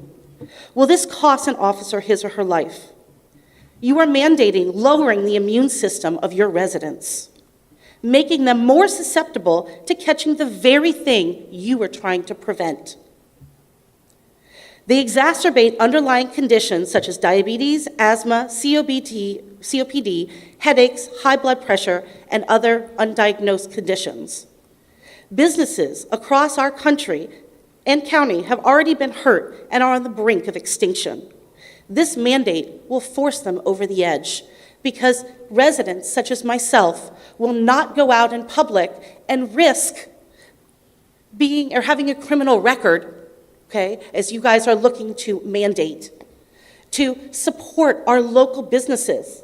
You know, there's Mike Myers back there, Ground Floor Farm. I love supporting businesses like his. But all of these wonderful people sitting in this room speaking out don't want to risk having a criminal record, but we refuse to be muzzled like dogs. Masks are not proven. They're certainly not proven. Your time's up. Thank you. Oh, sorry. Thank you.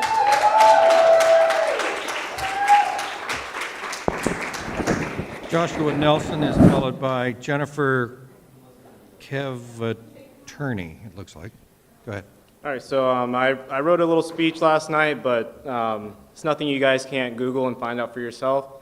I just want to point something out. It's pretty apparent to everybody. I see an aluminum canned soda, a big gulp from a gas station, a Diet Coke, McDonald's cup, plastic bottled water. And if you guys don't know the risks of those for your health, then you guys have no place making regulations for our health. So I want to end with a little quote real quick. That's all I really got to say. You want to mandate these masks without explaining the health risks of wearing a mask. Those of us who don't wear masks have been harassed, defamed, humiliated, discriminated, called anti-maskers, maskless bandits, and grandma killers. We are none of these. We just know and exercise our inalienable rights, which are supposed to be protected by you. A mask mandate is the antithesis of life, liberty, and the pursuit of happiness. Life is snuffed with the deprivation of oxygen. Liberty is snuffed when personal freedom of choice is removed, and our pursuit of happiness is snuffed when we have to fight you constantly not to remove our freedoms. And that's a quote from the lawsuit against Palm Beach County when they mandated the mask order. That's it.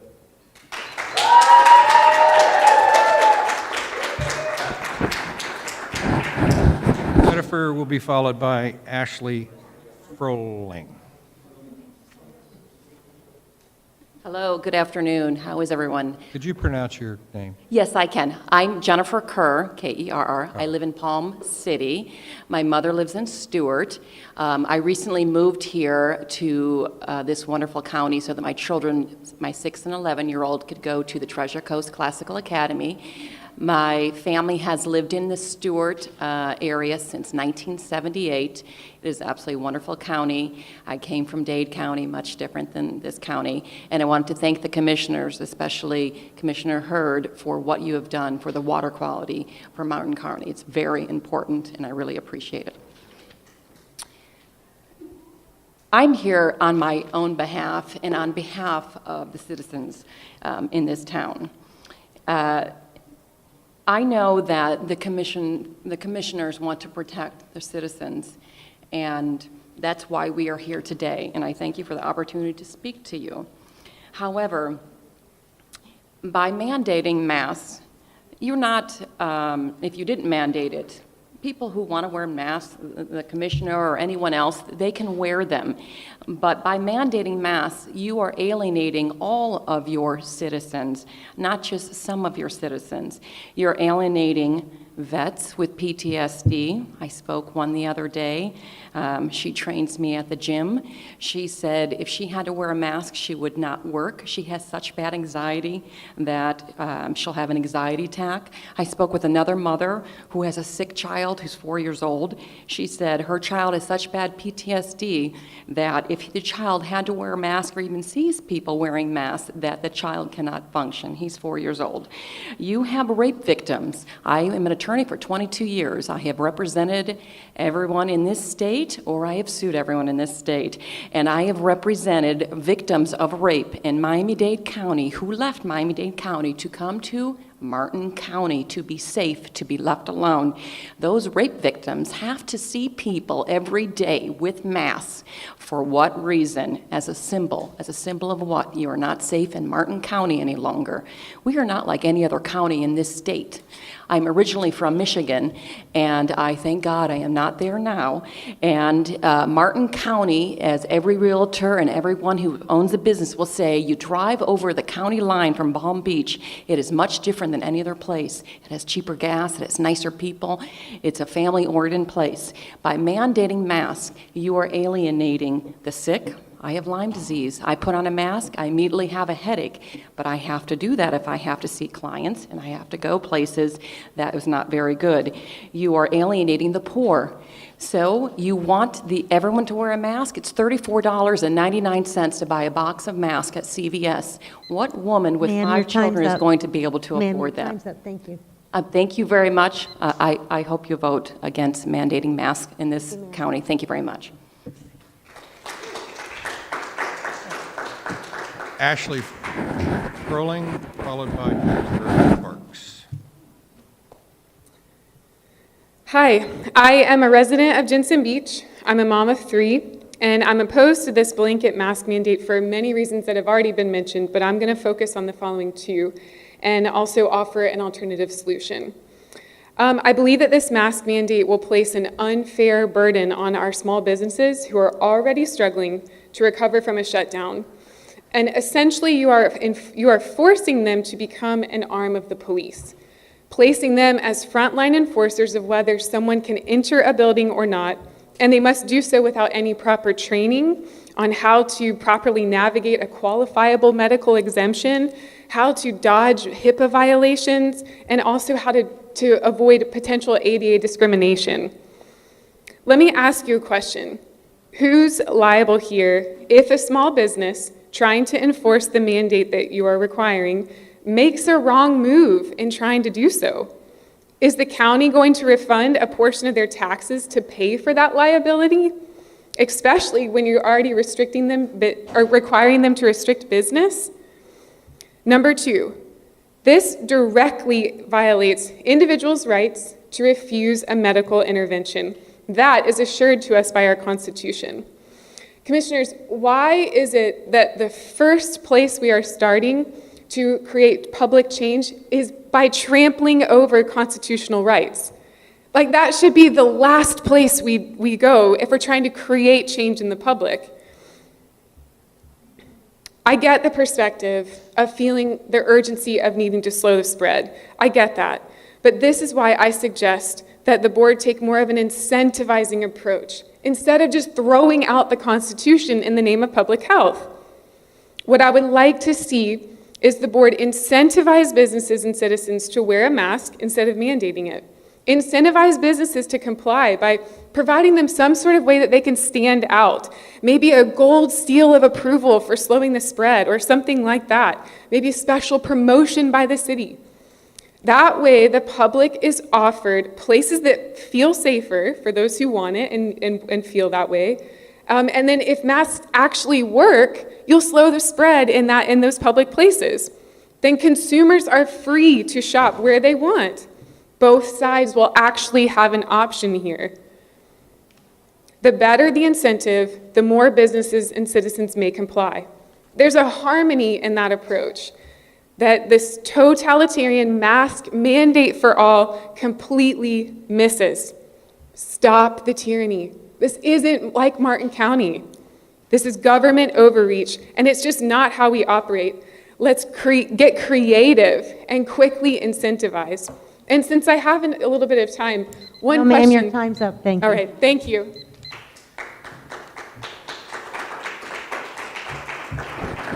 Jennifer Marks, followed by Travis Wall. I can't read your writing. Walker. I have 4. Jennifer will be 5. Speaker forms. When we're done with this, we're going to break for lunch. And then we'll get on to our 8.5 hours of email public comment. Oh. Jennifer Sparks? No Jennifer Sparks? How about Travis Walker? Did you fill out a request to speak? There's another one, Tiffany Weekly. Do you have her? I do not. George? We'll get it. Good afternoon, Commissioners. For the record, Travis Walker, Law Offices of Travis R. Walker. My office is on Indian Street. I'm so grateful to have the opportunity to speak with you guys. I want to thank you so much for everything that you guys have been doing for our community. I know the bridge and everything else that's been going on has been very problematic for you guys. I did want to quickly rise in opposition to the mask ordinance. I don't believe it's constitutional, but I wanted to talk about the past, present, and future. In the past, whether it was McCarthyism or there was Japanese intern in California, the government made decisions that were detrimental and fear-based. The amygdala in the brain is where fear-based decisions are processed, and I believe that, unfortunately, across the country, there's a lot of fear-based decisions that are being processed through that amygdala in a negative way. In the present, right now, my office is actually representing bar owners that we believe were arbitrarily closed due to the COVID policy that was released on Friday. We believe that that's arbitrary, and we believe that it's unconstitutional. And we believe that everyone who's being affected by that is being affected by that in a negative way. And I know that this county is working hard to process some grants that were coming through and are trying to get those to the local business community that have been impacted. And they will continue to be impacted if the mask ordinance moves forward. And finally, in the future, just as there's other counties out there who have denied this mask ordinance, this county, I believe, has a great opportunity to make the future in 6 months, if you can envision where you guys made the right decision. You were the brave ones who stood up and said, I'm not going to allow a fear-based decision to impact my local community, my business community, my citizens, because we know that, in the end,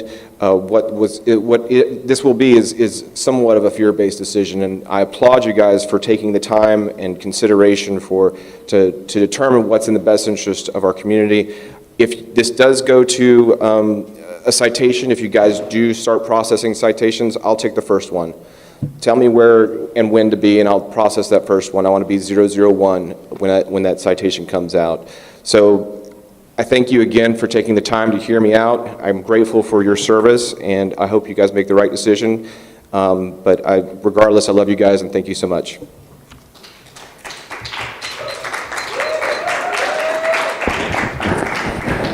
Somebody I grew up with, Roxanne Razzie Howard.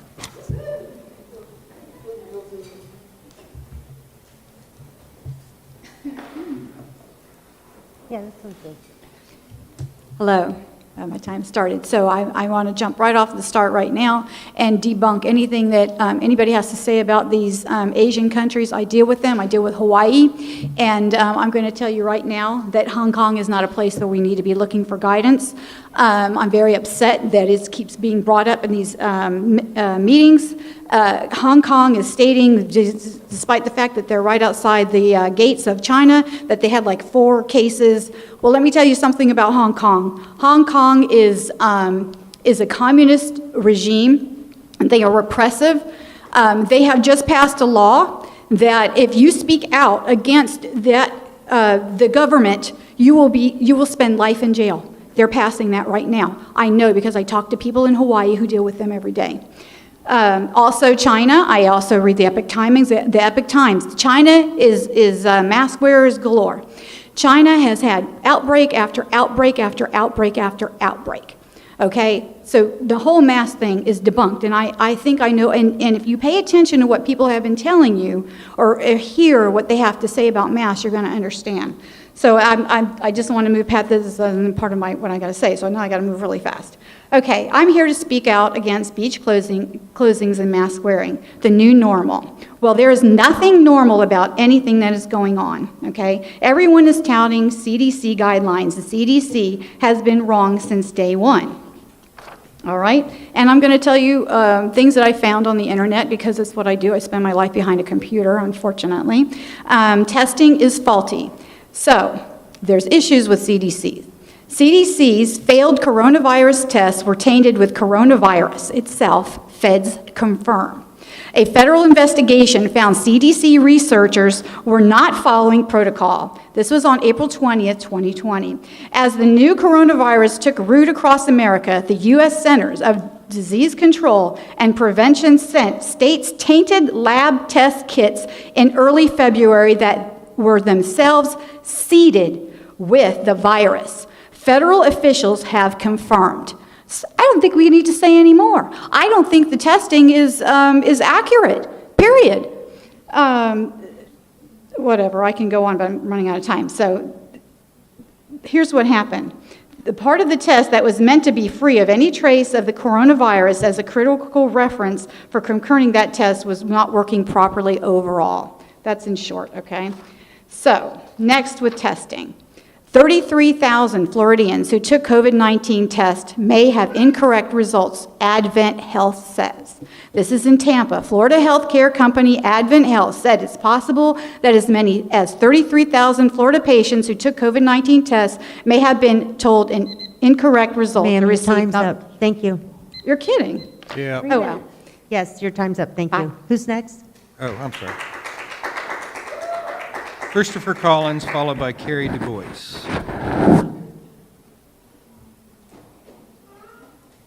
My name is Christopher Collins. I'm a chiropractor in this town. I'm a small business owner. And I wanted to share a little bit of a different perspective that I haven't heard a lot of. Science has been sort of assumed the religious thing here. And I know from chiropractic school that true science is not articles about droplets. True science is randomized controlled trials, okay, with verifiable outcomes. Not a survey that says how you feel or the symptoms that you think you have. So I'm going to point you to one published in May that is also on the CDC website, another God that apparently has all the respect here. Non-pharmaceutical measures for pandemic influenza in non-healthcare settings, personal protective and environmental measures. Published in May 2020, Emerging Infectious Diseases by a guy named Zhao. Took 14, not one, not two, not three, 14 RCTs with verifiable outcomes. Masks did not help spread the virus. Not this virus in particular, but virus transmission. Okay? Real science, not articles or people's opinions or emotion. The second point I want to make is no matter what you want to believe, this is a very political issue. It is patriots versus communists. I don't care how you feel. I don't care how you feel. And you are emboldening people who have a different political, philosophical mindset to bully and abuse those who do not feel the same way. You are emboldening them legally to rat out, to call the police on, to shut their businesses down. When I talk to people, there is a clear divide, red and blue, of how people feel about this issue. It is very political. And emboldening those people, if you've seen videos from what's going on in California where people get beat up in stores for not wearing a mask, moms with kids get abused, think about what we're doing on a larger issue here. Science is not with it, and you are potentially dividing and empowering people to be at odds even more so against each other. I know you're trying to do the right thing, guys, but please consider, okay? Blessings. Okay, and our last forum before lunch is Tiffany Weekly.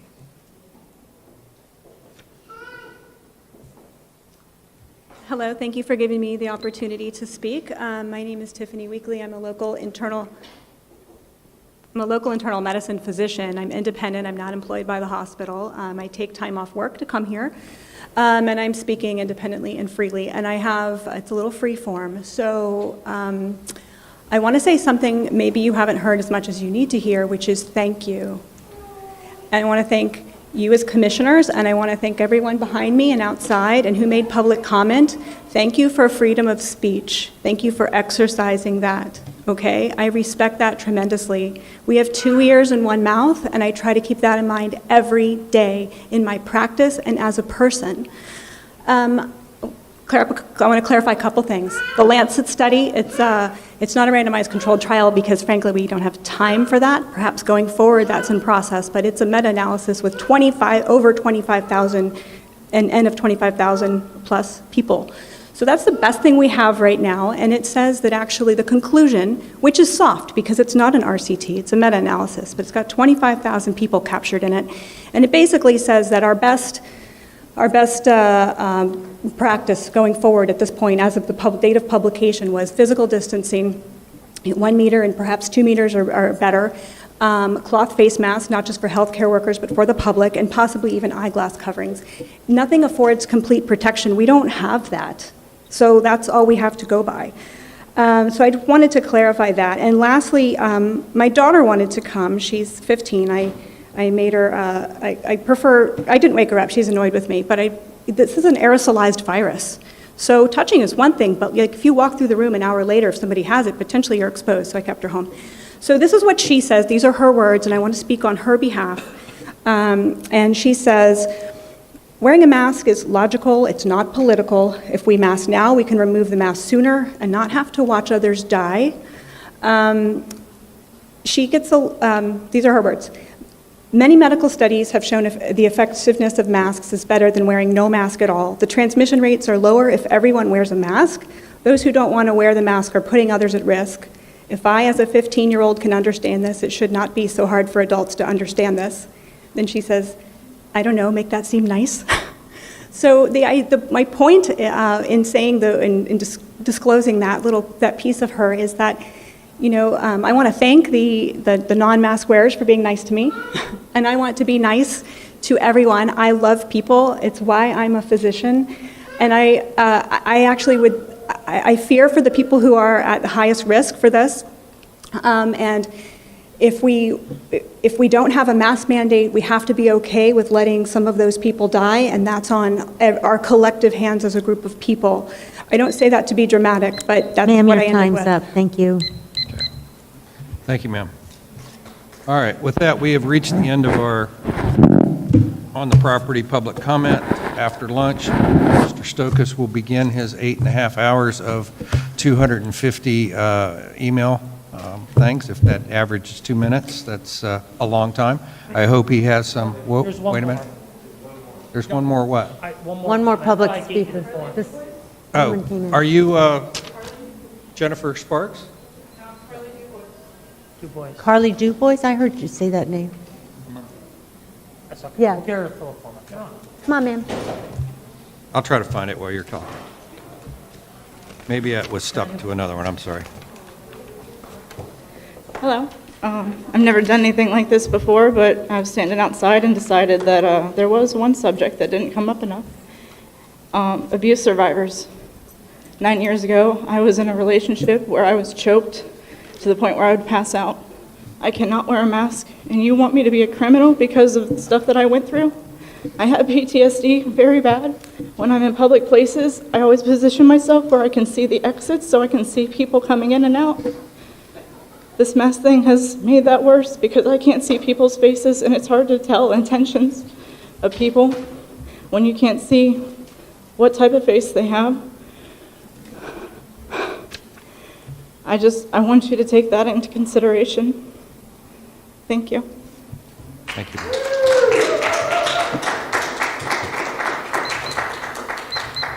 Okay, with that, we're going to take a break now for lunch. We'll be back at 2?